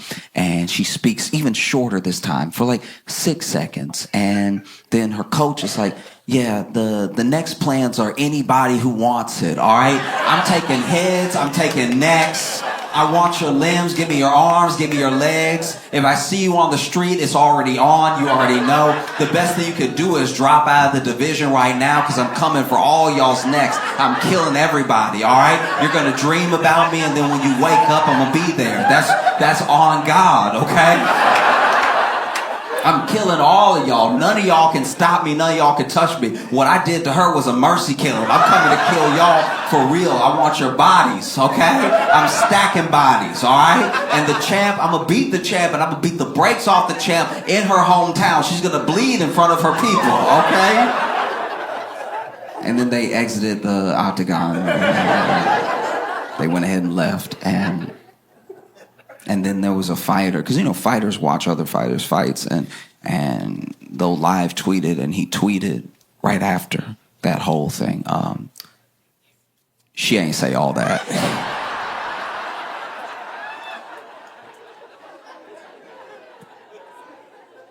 And I'm not gonna lie, that's what those redacted lines feel like to me sometimes, where I'm just like, yeah, look, maybe the whole truth is in the one sentence, but maybe it's in the 80,000 pages that nobody feels like reading. Because Trump said he was gonna release JFK files, and he slowly released them over time, I guess. And then there were people that were like, "Well, why don't you release the Epstein files? The Epstein files are what we want. That's what we're actually focused on. Why won't you release the Epstein files? Is it because you actually knew Epstein? Is it because you might be implicated? Is it because you were on the flight logs? Why won't you release the Epstein files?" All right. And then he does release the Epstein files. But what he does is he releases a bunch of files that were already released like last year, and then redacts some of them to make them look like they're newly half redacted files. And then people called it online immediately. They were like, "No, this isn't it at all." And then even the people who were like showing it off and like, "Look at this transparency," then they got mad because they were like, "You made us look like idiots. We thought you were releasing stuff you hadn't released before." And so then people called again, "Why aren't you releasing the Epstein files?" So if you're Trump, you know, you're probably sitting here, the only thing you can do is release the Epstein files and hope it's 100,000 pages.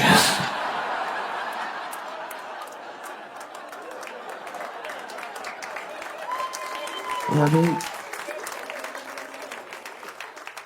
Who would have known the only distance between people and getting to the truth was reading? You know what I mean?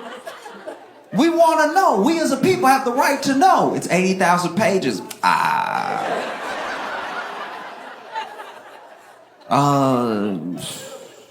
gonna wait till the movie come out.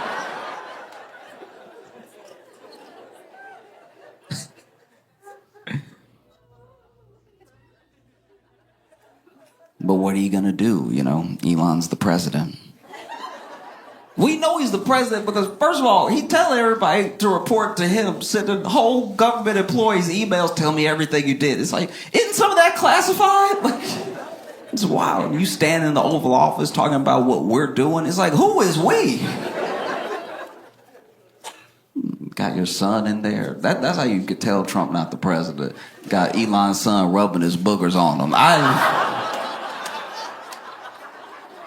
I've had a lot of jobs and a lot of bosses. And no boss's child has ever rubbed boogers on me. I will quit before I let your child rub boogers on me. Elon is the face of Tesla. And he's also the face of Doge, this department that's been cutting all these government jobs and gutting a lot of government programs and everything. And I've talked to a lot of people, a lot of people across the political spectrum about Doge, about their actions, and from the time it started to present, right? So some people are like, oh yeah, it's a little bit much now that we're very much on its side. There are some people that still don't see a problem. There's some people that hated it from the very beginning. But one thing that I have not come across, and I only speak for myself, I'm not talking about I can't speak for the entirety of the internet. One thing I've come across is that there is no one who I have come across that says that there's no waste in the government and that they don't want to get to the bottom of what can be saved or what can be put to better use somewhere else. I think that's what generally everybody would want. If you pay your taxes and then you see where money's being wasted, it's like, oh, we have so many people who need that money in other departments, just move it over to them or give it back to the people or whatever the thing is. I don't think people inherently are upset about the idea that there's waste in the government. I know people that work in the government, they're like, this is a little waste. And so all of it comes down to what you cut and how you do it. That's it, top to bottom. That's the only thing anybody could really have a problem with, what you cut and how you do it, right? And I'll be vulnerable for a second. I'll admit to you right now, I've worked jobs.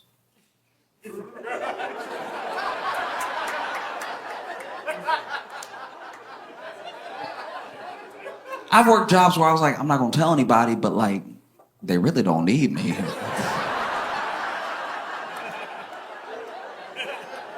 Like, as long as they paying, I'll keep showing up, but like...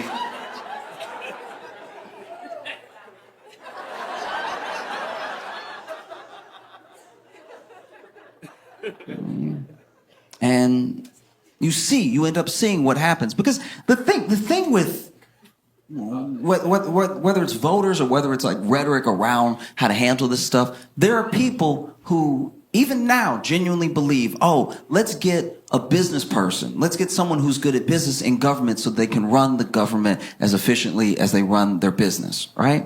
And the problem there is that, like, let's say Amazon, a good example is like, let's say Amazon makes a mistake. And they make a mistake that all of us, everyone here, can acknowledge and see as a mistake. And so as a mistake, their stock drops because they lose some of the faith from their shareholders. Now, we see that drop in the stock, and maybe the mistake they make is they announce that all the cars from now on gonna have 3 wheels. Like, oh, we're gonna save so much money on tires. And we're like, no, you're gonna flip over, okay? And so then you see the stock start to dip because of that lack of confidence. And then for you as a potential investor, even a retail investor, that dip in the stock is an opportunity. You can buy in now. You can buy into that dip, and then when it goes back up, because they realize that 4 is probably best, that you can ride that wave on up. Fair enough. When you crash When you crash out a business, when you make mistakes in business, when you run a poor business, you can always start another business. The people who we even look up to as these beacons of industry were all people at some point who had a failed business, right? But the government is not a business, because if you crash out the government, if you make the same mistakes with the government, you don't have a country. And you can't just be like, no, we're just gonna start new America. You know, I used to have like a lemonade stand America, and that one didn't really work out, so I started like a tire shop America, and that still really wasn't it. So then I started this hedge fund America, and now we're cooking. Yeah. It does not work that way. And you saw what happened. You saw Elon run the government because he's the president. You saw Elon run the government the way he ran his business. When Elon took over Twitter, right? He comes into Twitter and he immediately starts firing everybody because he's like, you're waste, you're redundant, I don't know what you do, I don't know what that is, you're fired, you're fired, you're fired. And then a couple days after he took over, remember that brief period where he was like, how do you turn it on?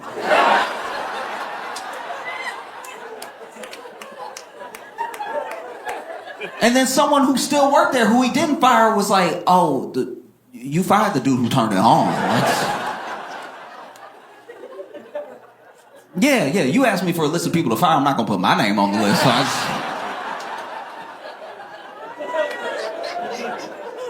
And so you see, you end up seeing Elon firing people and then trying to like hire them back real quick and trying to like smooth over the things that he broke that didn't need breaking, you know? And then Doge ends up working the same way. It ends up swooping in and firing a bunch of people and then trying to hire some of them back real quick, and it's chaos. And Elon is the face of it. He's the face of it because we didn't know who else was working in Doge. We didn't know who was essentially like hacking into Social Security, who was going around judges' orders, who was breaking things and going to places they weren't supposed to be because we hadn't figured out how this whole thing was going to work. We didn't know. And then we found out that it was children. We found out they leaked the photos of those people that were high up in Doge that were getting into Social Security and the IRS and everything. And we were like, what?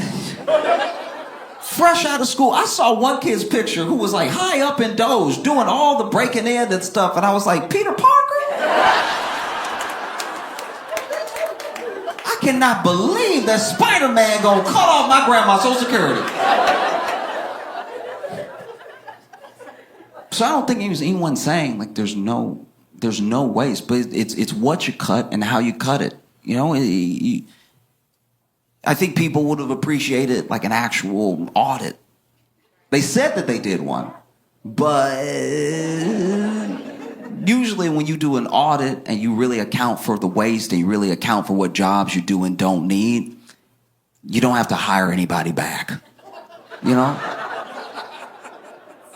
The amount of people that they fired and then tried to immediately rehire shows that they're not actually being as careful as they should be with the process. Because I'll tell you right now, everyone that has ever fired me stood firm in their decision.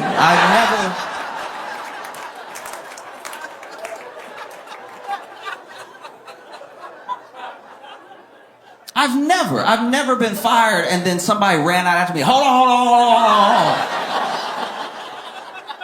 That's my bad. I was wild. I was trying to look good in front of the other employees. You come on back in here. That has never happened. Anyone who has ever fired me has never called me again.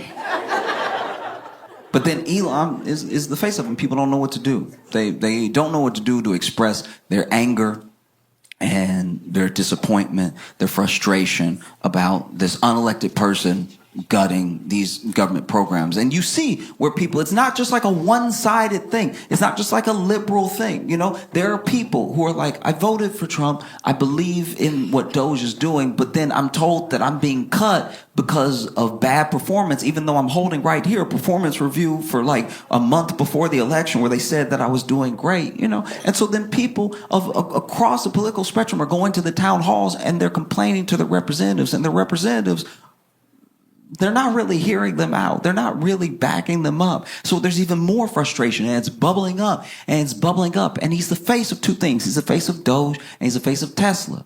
And so then people go to the Tesla dealership and he's not there. But people go to the Tesla dealership and they start protesting at the Tesla dealership, and then the stock starts tanking because there are people that are like, being attached to this right now is not a good look, you know? And then people start vandalizing Tesla, start putting swastikas on the Teslas and stuff like that. And then there are people who, you know, bought a Tesla in 2022. They're like, guys, I didn't know. I had no idea. And almost immediately, it felt like almost immediately, Trump came to his defense, right? Trump invited Elon to the White House. I mean, he already got an office there because it's his White House. He's the boss. He's the president. But Trump told Elon, hey, bring a bunch of Teslas, park them out front of the White House. We'll do a dealership commercial.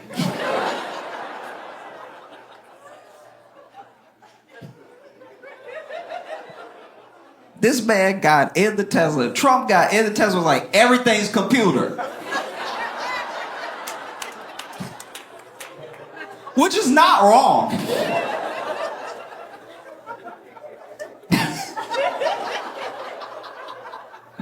It's not wrong. I remember my first Tesla experience. You know, I didn't ride in a Tesla for a long time. I heard about it as a car, but I didn't get to be in one, and I don't drive, so I didn't try to drive one or anything. And my first Tesla that I ever got in was an Uber. And so when I walked up, I didn't know about the door. I didn't know the door would be all smooth like that. So this is me. Look, I'm admitting for a second. I'm being vulnerable here. I'm admitting for a second that this is me. This is my bad. I was doing too much in my head. I was doing too much, all right? Know that I know that before I even admit this to you. I was doing too much, right? But when I walked up to the Tesla, I thought my driver sucked the door in because I was black.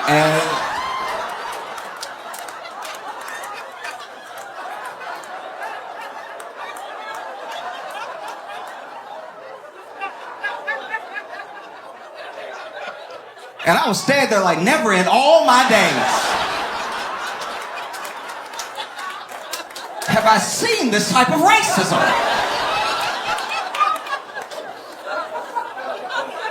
I was fierce. It was all smooth and everything.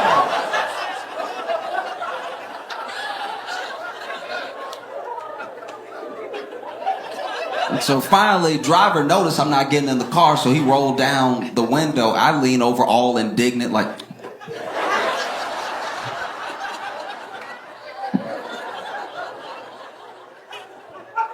And then he started explaining how to open it. I was like, what do you mean you gotta push to pull? That doesn't even make sense. And then I get it with my thumb, and I was like, oh. Oh, okay.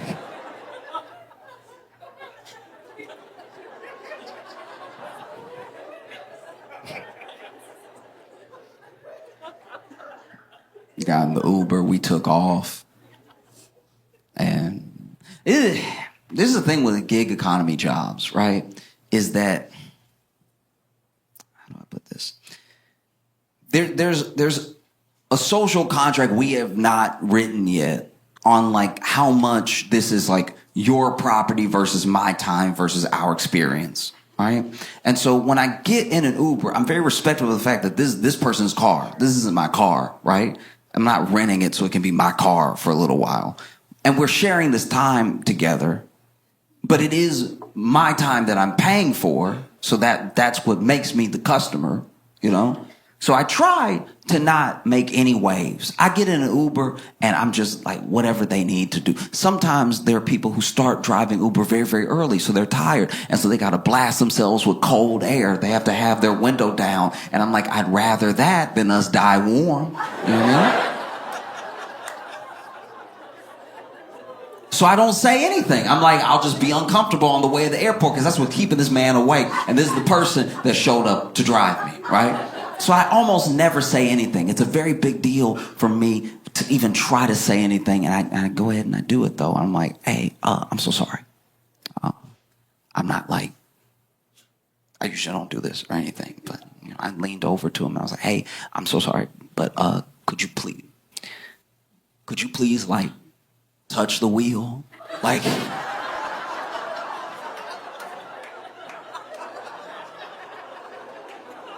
No, I know it's autopilot. I know it's autopilot. You put it in and everything. I just don't know what I'm paying for if we going. Like if we, like I'm not telling you how to drive. I'm telling you to drive. Like it would be nice if you did drive. Like, just put a finger up. Make me believe. Just put a finger. And so you see all of these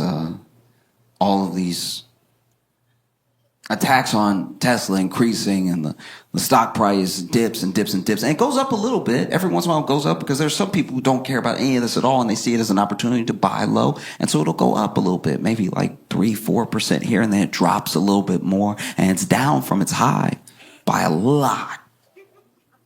And you've even seen people like in the Trump administration come out and say, hey, if you vandalize a Tesla, we're treating it as domestic terrorism. We're coming for you if you touch a Tesla, right? And it's just baffling because everything that Trump is doing for Elon and everything that his administration is doing for Tesla is exactly what they were supposed to do for the voters. You know what I mean? Like Trump saw that his boy was having a little dip, was like a little bit more broke than he was the day before. He was like, let me help you out. You know what I mean? That felt like a campaign promise that I thought he made to everybody, but apparently he was just talking to 3 people. And even going after people who vandalize a Tesla as domestic terrorism. Like, when do we ever talk about domestic terrorism? You know how much domestic terrorism we have? It's a lot. And then you see Elon go on the news, and genuinely he seems like really upset, like genuinely hurt. And I think it's because, look, he's still the richest man in the world, but he used to be the richest man in the world by a larger margin. Like, he has lost billions and billions and billions of dollars, right? And he's so affected by it. And I think that maybe he's so affected by it because when these things are such a part of your life, they do become your identity. Maybe being richest man in the world, maybe being seen as this, like, this business guru, this scientific mind, all that stuff crumbles away when the people are not with you, when the people can't stand you, when you've angered them, when they don't want to have anything to do with you, And he sees the destruction, he sees the people turning on him, and he seems genuinely upset. And I don't think his feelings are hurt because some people are mad at him. He's never going to meet these people. I think that when you attach so much of your self-worth to this money and this status, this influence and this power, that even the prospect of losing it can rattle you deep down, right? To your core as a person. And it looks like he's about to cry on the news when he's talking about, I don't know what I did to deserve this. It's like... And look, I'm glad he said that to a camera by himself and not like to a veteran's face. Like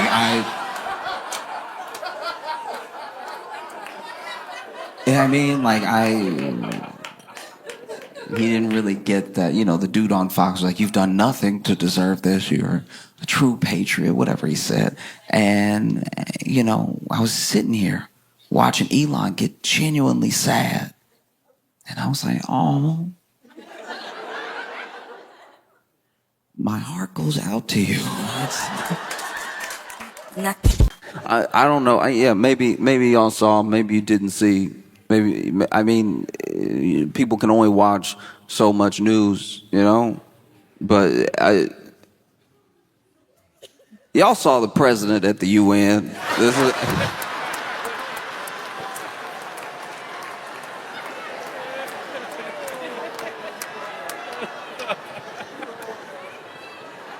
I didn't see everything as it was happening. I heard about some stuff later, right? So then I got a text message from my friend. They were like, oh, did you see what happened at the UN? I'm like, no, I didn't see what happened at the UN. And they explained to me that, you know, he was getting on escalator and then the escalator stopped. Now, I thought at the time, I thought it was going very differently. I thought the escalator stopped on like a down escalator. That would have been a big deal. Imagine you on escalator. You have belief. You get on a down escalator, you're like, all right, this is gonna take me where I need to go. No need for a seatbelt. If that thing just stops, the momentum, whoa! Now the president's falling down the steps. So I thought that's what happened. Then I watched the video and I saw that he just walked up to the escalator, stepped on the escalator, and the escalator broke.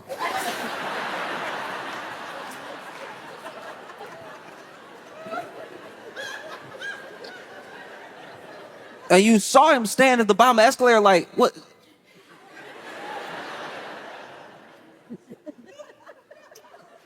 And Melania didn't miss a beat. She just started walking up the escalator. And so there were people that were like, this was sabotage. UN needs to be investigated. Somebody needs to be arrested, right? But then he made it up the escalator / stairs. And he went to speak to the UN. Went to speech the whole of the UN. He's standing here, UN over there. And as soon as he goes to start, the teleprompter broke. We know the teleprompter broke because he told us. As soon as he walked up, he told us, teleprompter broke.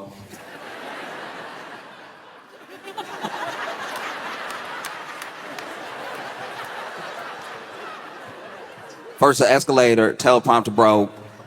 Nothing here work. Nothing. No, teleprompter. And it's like, look, if you're delivering a speech and it's been, uploaded to teleprompter, then teleprompter breaks, all right, like, that is something to be annoyed or caught off guard about. But I'm sitting there watching, like, why do you care that the teleprompter, you're not gonna read it, like, you're not. Every speech is off the dome. Every speech, you can tell every speech, he's over here freestyling every time. Why do you even have a speechwriter? You know the president's speechwriter right now gotta be the easiest job in the world. You just over here typing up chapters from Great Expectations, knowing he's not gonna read it. Knowing he's just gonna go, you know what I mean? He goes off of vibes. What do you care that the teleprompter is broke? You weren't gonna look at it. You might have read the first couple sentences and then been like, you know what? I'm gonna speak from the heart.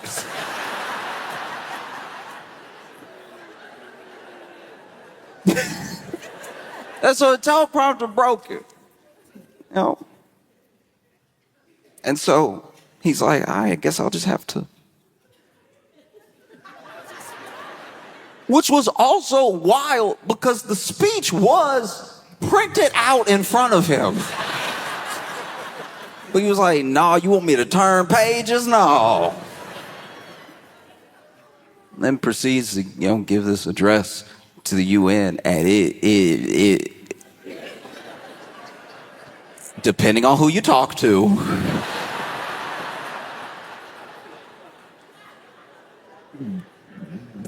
depending on whose opinion you're listening to, it did not go fantastic.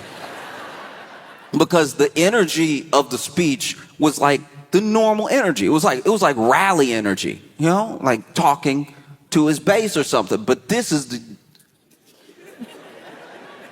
This is the UN. They don't live here. Like they're not. Some of the stuff they don't care about. Like you talking to the UN. Everyone's here. He's over here like I inherited a mess and we fixed it and like years ago we were down in the dumps and now we're the hottest country in the world. He keeps saying we're the hottest country in the world and I don't know what that means. I feel like even the UN was like, so what? Climate change?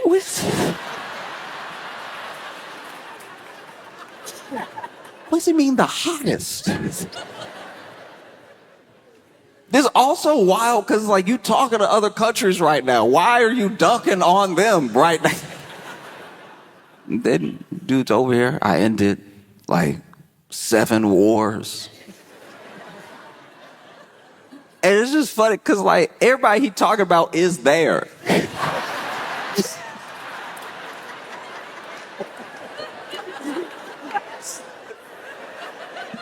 So now some of these countries look at each other across the desk like,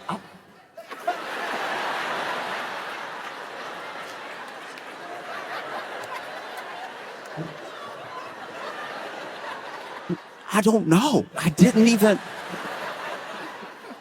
What did I say? It was incredible. And then there was a weird thing. I think it was Brazil. He was talking about the leader of Brazil and how, like, first of all, this dude also tariffing everybody. So then he was talking about how he doesn't do deals with people he doesn't like, but then he had a good handshake with the leader of Brazil, so maybe they could work something out. Even Brazil had to be like, yo, I don't know. I just saw him in the hallway. Out here trying to be cordial. I don't even know if this is good. Was it good? No, it's phenomenal performance. Truly, I've not seen anything like it. Just over here. I'm sure if you were at the UN just sitting there, you just sitting there quietly listening, looking over at other countries. There's some countries that had just be chuckling. Like countries that aren't in the mix, you know what I mean? Like if you're not like a key member of BRICS or you're not, you know what I mean? Like if you're not like in the news in that way, you just come, you enjoy the show. Like I imagine maybe Zimbabwe might have been cracking up. They'd be like, that's your friend. That's your friend.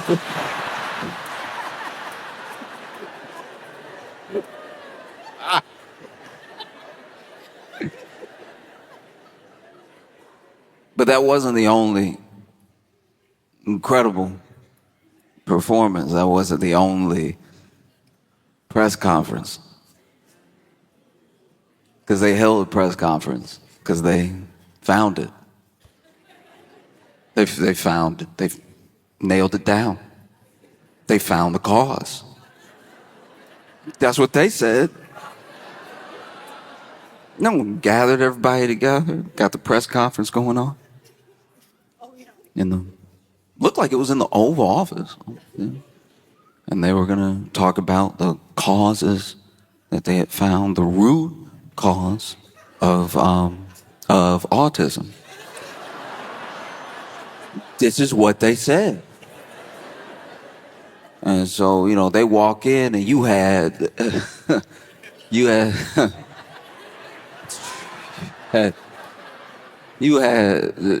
Dr. Oz.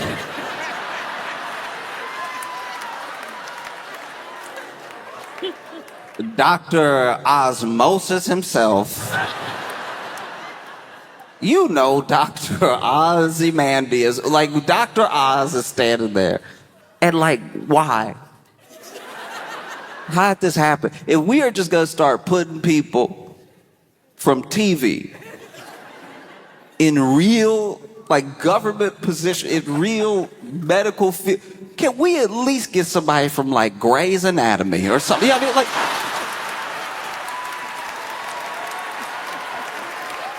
if we are already not being serious, can we not be serious better? Who is checking for Dr. Oz besides Oprah? Who is?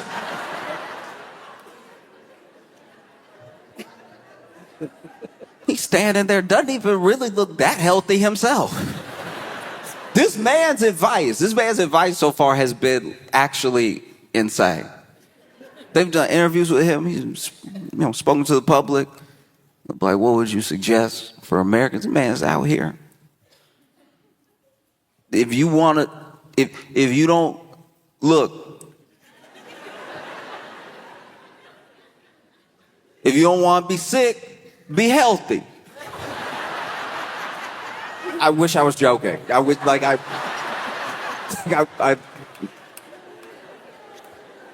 can barely take credit for that one. I changed like 2 words. So you got Dr. Oz from TV on one side. And then you have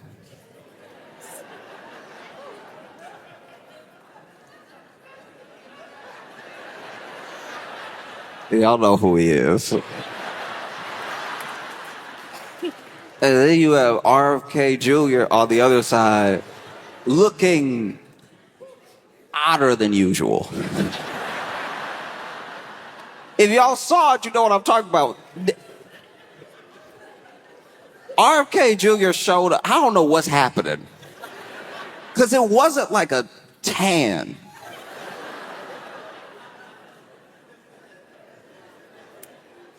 Like, he looked like a bruised blueberry. Like, he looked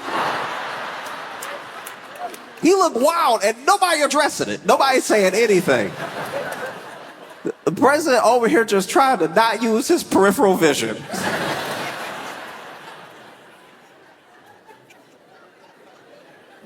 RFK Jr. is white. No, that is a white man. He's white. He's a white guy. But that's the first time I've ever seen a white guy and been like, he is colored. Like that.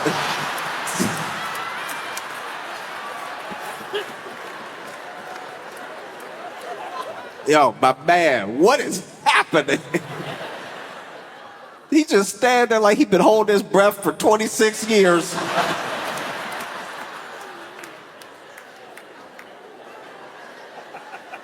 This is very bad. And then, I don't know who told him. I imagine it could have been somebody, higher up, but it could even just been an aide that told the president, okay, you're going to give this press conference, you're going to talk about links to autism, and what you need to do, this is very important, for legal, this is very important for a lot of reasons, what you need to do is say the name of the drug. Then you can go on and say the brand name.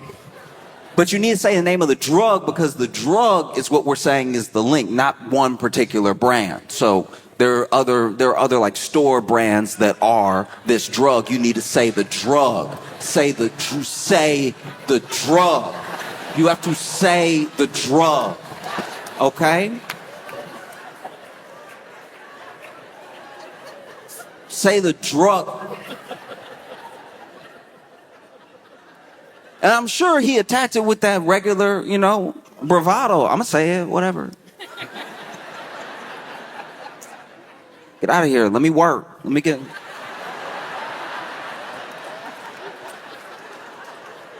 in the zone, all right?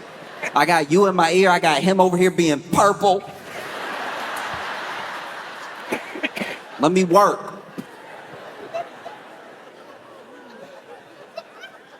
It goes up, starts the speech. It's rolling.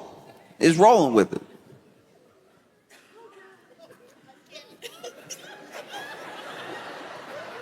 And then he hit a more than 8-letter word.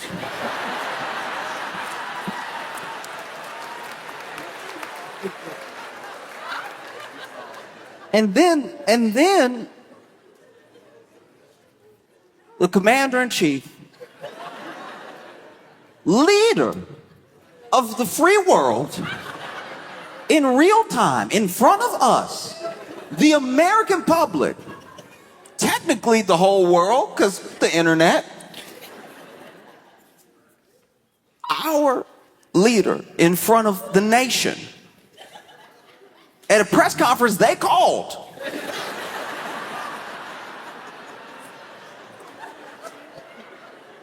our leader in real time sounded it out.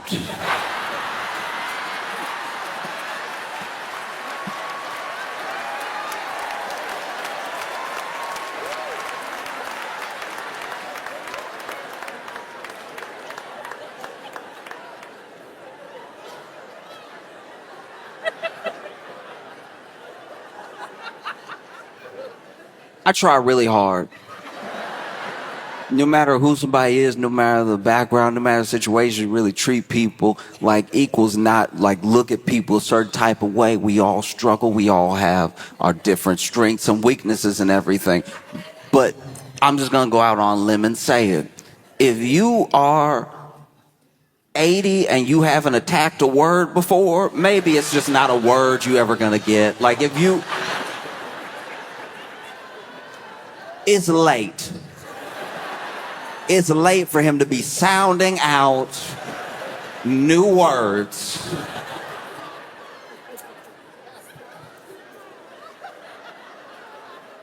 Because the word, you could see, he could see the word coming up.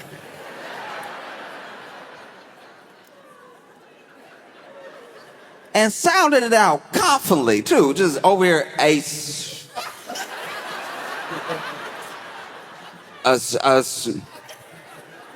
some toast, sis. And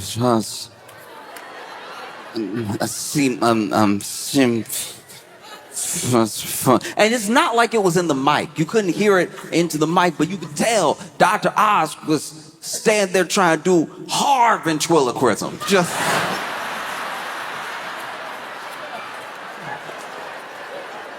Dr. Oz was standing there like, just open your mouth, let me do it. Just... Dr. Oz was fighting to just, you could see him. I see him in the face.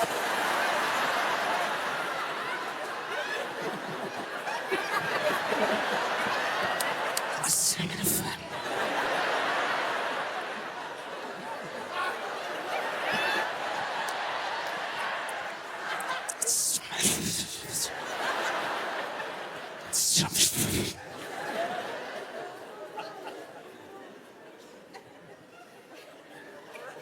I said, Tom, I see Trump. See him, man. I knew when he looked around, we were cooked. Like I knew it. When that man looked up from the paper, I was like, no, stay on it, stay on it. Stay with it, you almost got it. I was sitting, Tom, I see him, I see him,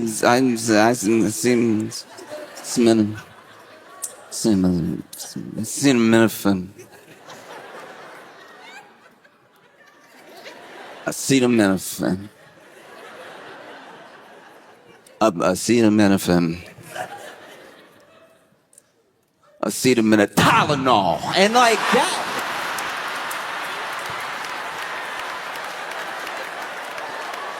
That is also wild too. Gave us the full, what is it, Porky Pig? Gave us the full Tylenol.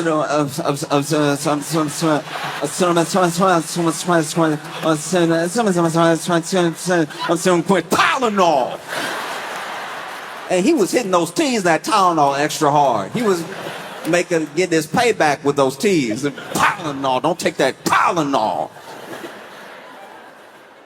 When y'all see Tylenol, Cause it was rough. It was like okay. You've been in third grade before. You remember when a teacher? Okay, I didn't even know this at the time, but it was basically when a teacher had like a hangover, and so then the teacher would just make y'all read the book to each other. At the time, I really thought it was about learning, and now that I'm grown enough to have friends that are teachers, I'm like, no, you had a bender. That's what this is. Don't try to put this off on the students. You see in double right now. And so it would be, your turn would be coming up. And you would do a thing. Somebody would be reading over here, and you start counting people and counting paragraphs. And then you read ahead a little bit so that when it's your time to read your paragraph, you're reading your paragraph all fast and everything. People can't even retain the information. Then, there'd always be that one kid.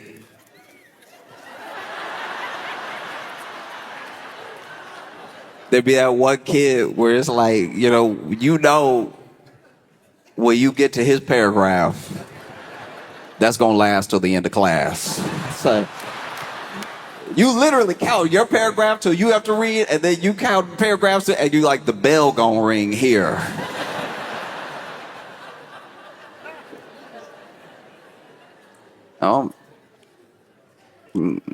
Sometimes to be a kid, everybody learns differently. We all have different abilities, and you do your best to be as patient as possible. I remember, I had one kid in my class that we would do that, and then his paragraph be coming up. And as soon as his paragraph start, everybody's like,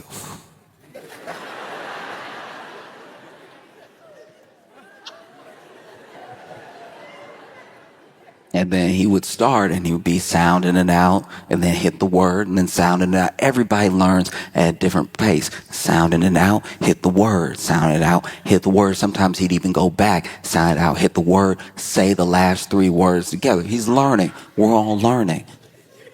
Everybody moves in their own time. But sometimes, I'll be honest with you, I was a kid too. I wasn't always patient. Sometimes he'd be sitting there and be like, and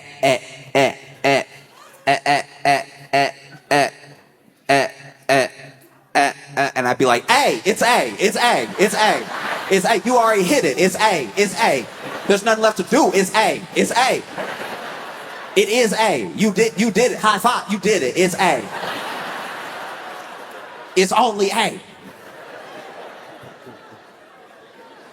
And then you grow up and you mature and you realize that everybody's good at stuff. People aren't as good at stuff and everything. Because I'll tell you what, I could read. When I was a kid, I could read.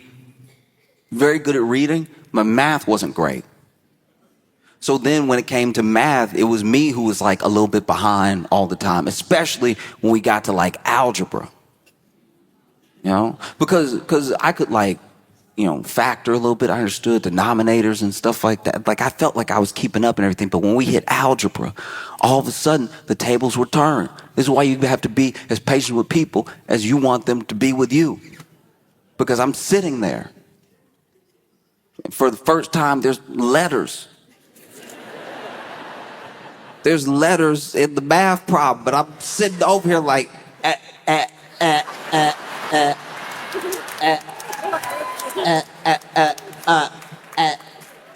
and then he was sitting there like, it's 4, it's 4, it's 4. And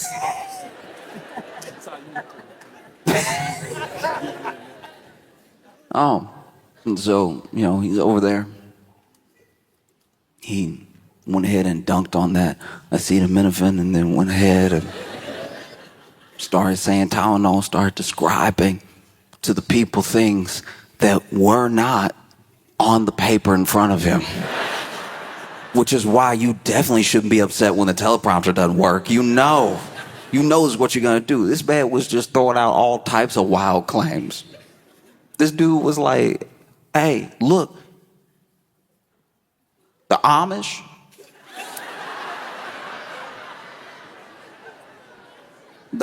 don't have any autism.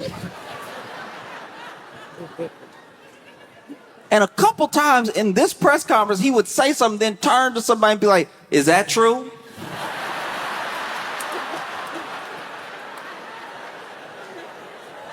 My man, no, it's all on the paper. They put it all on the paper. You had RFK Jr. turn from purple to red. Because then he just started going off on like vaccines in general, and just started saying like, look, it's too much. It's too much. And he's not the first person. He's not the only person to be saying that. It's too much at one time. You got those beautiful babies and you shooting them up with 80 shots of liquid.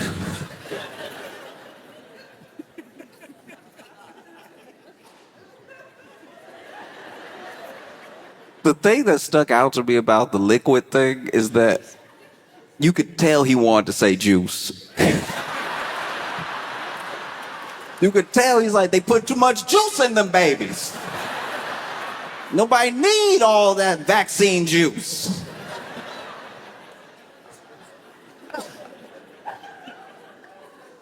No, it was truly wild. And then it was over. I can't imagine what it must have been like to be on the board of Tylenol. If you're on the board of Tylenol watching this press conference, you over here probably on a whole roller coaster of emotions. Like, at first you'd be sweating because they had let it slip several times that this is basically what the topic was going to be and what was going to be said. It had been like, pieced out, little flavor, little sprinkle here and there for the media all the way up until that press conference, right? But then, when they actually said it, I'm sure Tylenol was stressing when they said this is what the press conference was going to be about. This is what they were going to talk about. You work at Tylenol, you sitting there, edge of your seat.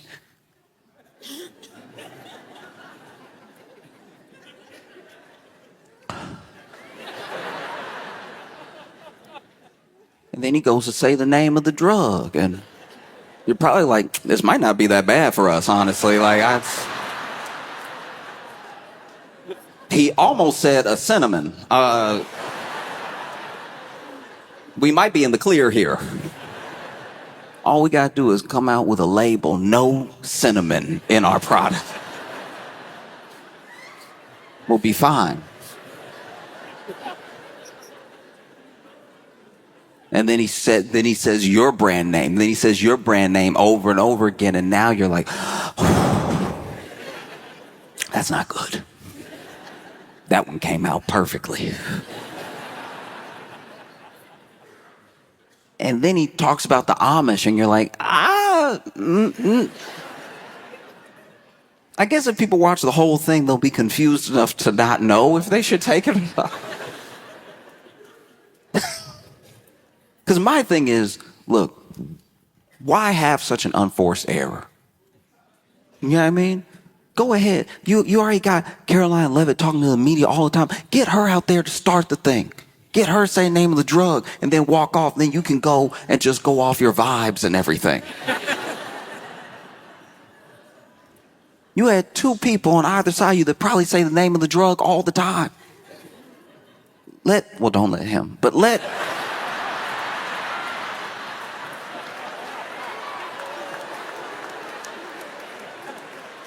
Dr. Oz say it. Let him earn his keep. No, he over here supposed to be a doctor, got the shortest name I've ever seen. Because I do my best to be up on the news, but I don't always want to talk about, politics and stuff. Sometimes there's stuff that happens that has nothing to do with anything political, and it just warms your heart to see it. You'll see a news story that captivates you, and it doesn't take you into like any sort of polarized position, Like I saw this South Carolina teacher that got arrested for using fart spray on the students as a punishment.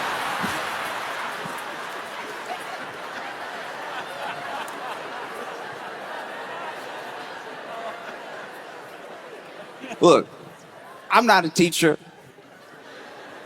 I'm not a teacher. I come from like a family of teachers, people that work in education. And like kids have always and will always drive adults insane. It's like part of the bargain that we have. Is part of the truce, you know? It's like y'all won't do a Lord of the Flies. Y'all just be bad in school and we'll pay the bills.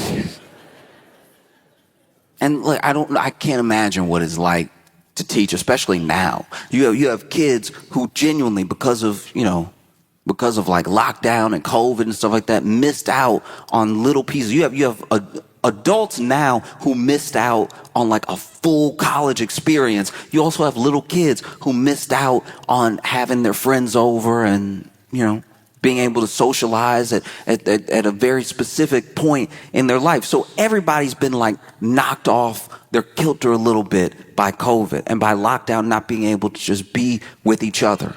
That's just, a fact.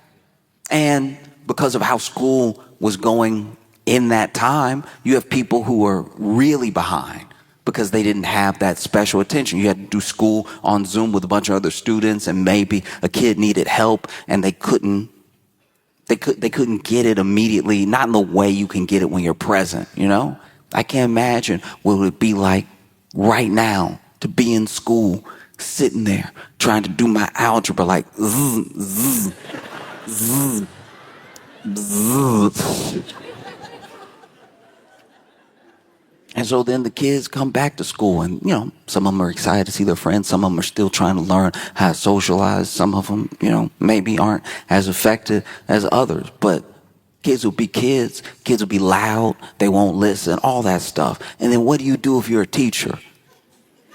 You got teachers out here fighting for their lives just to try to teach you some English.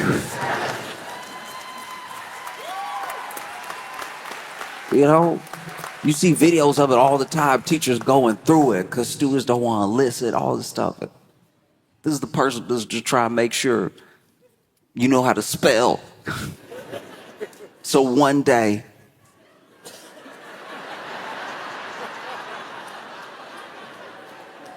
if you make it all the way to the White House and you have to address the nation, you won't be like, cinematosis.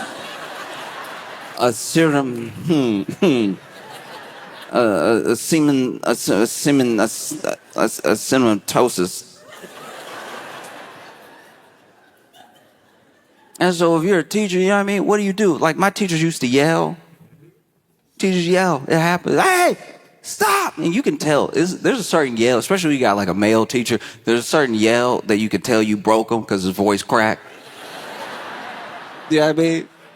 Like, if he's like, hey, hey, y'all, chill out, right? And he's had enough of it, and maybe you're the first period of the day. You know what I mean? Y'all being a little loud. Hey, listen up, right? Something happened at about 5th period and on, where if you really got him at his wits' end, he'd be like, hey!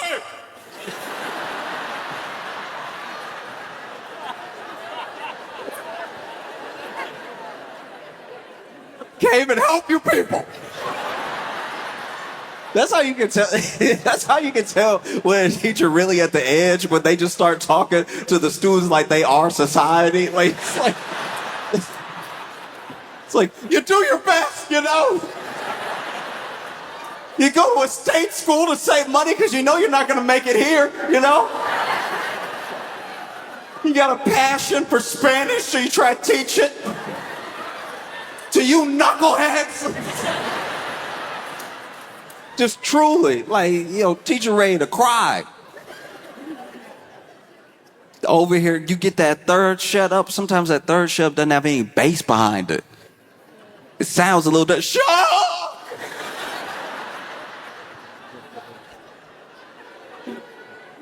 Leaning against the board. I don't know what to do. And so what do? You know what I mean? Yelling doesn't work. You can't hit them. Somebody came up with a plan. Somebody was like, y'all don't respect me? Okay, y'all don't respect me? You will respect this.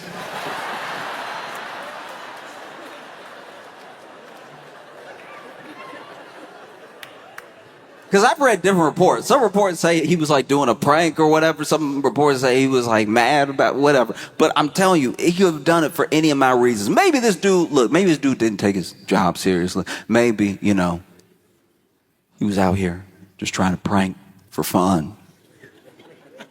He's somehow like a teacher's assistant, whatever, and still hadn't like grown up. So then he's over here. Ooh, look at you, stinky. Ooh. Ooh, stink butt over here. Ooh. Maybe. But maybe he had had enough. You can only take so many spitballs to the back of the neck before you snap. Maybe this dude came in one day and was like, all right, look, I hate this, come to this, I really do. But please believe me, if you talk all the time or you never talked before, anybody can get it. All right. I'm not going to lose my voice this week because y'all don't want to learn. Anybody can get it. Anybody. I'm going to put it right here.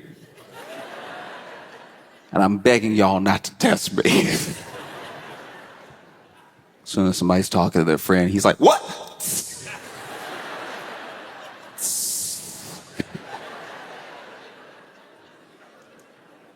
He must have been brandishing it. He must have been wielding it because apparently, like, from what I read, like 100 parents complained or something.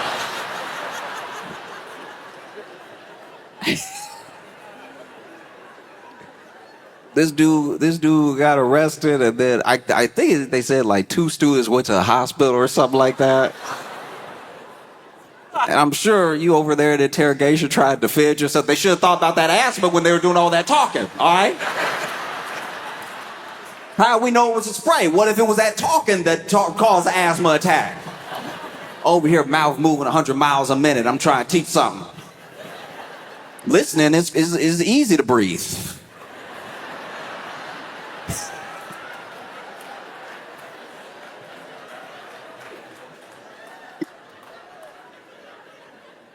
Because I wonder how much he must have done it. You know what I mean? Was it just off of anything? Just one little noise? Huh? Or did he wait? Was he like writing on the board, letting the chatter sort of build? And then that's the thing. When you're a kid in class, you always think you're good if you're just not as loud as the loudest person. But that noise rises the entire level of the volume, because now if everybody's talking a little bit, somebody's going to get a little bit more confident, get a little louder. Everybody starts talking a little louder. And as long as they're not as loud as the loud one, now everybody's basically screaming just so they can hear themselves because they're all doing so much talking. And next thing you know, he whips around. Hey!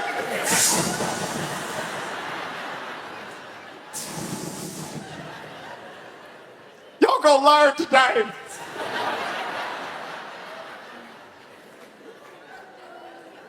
Because even the school said that he did $55,000 worth of damage.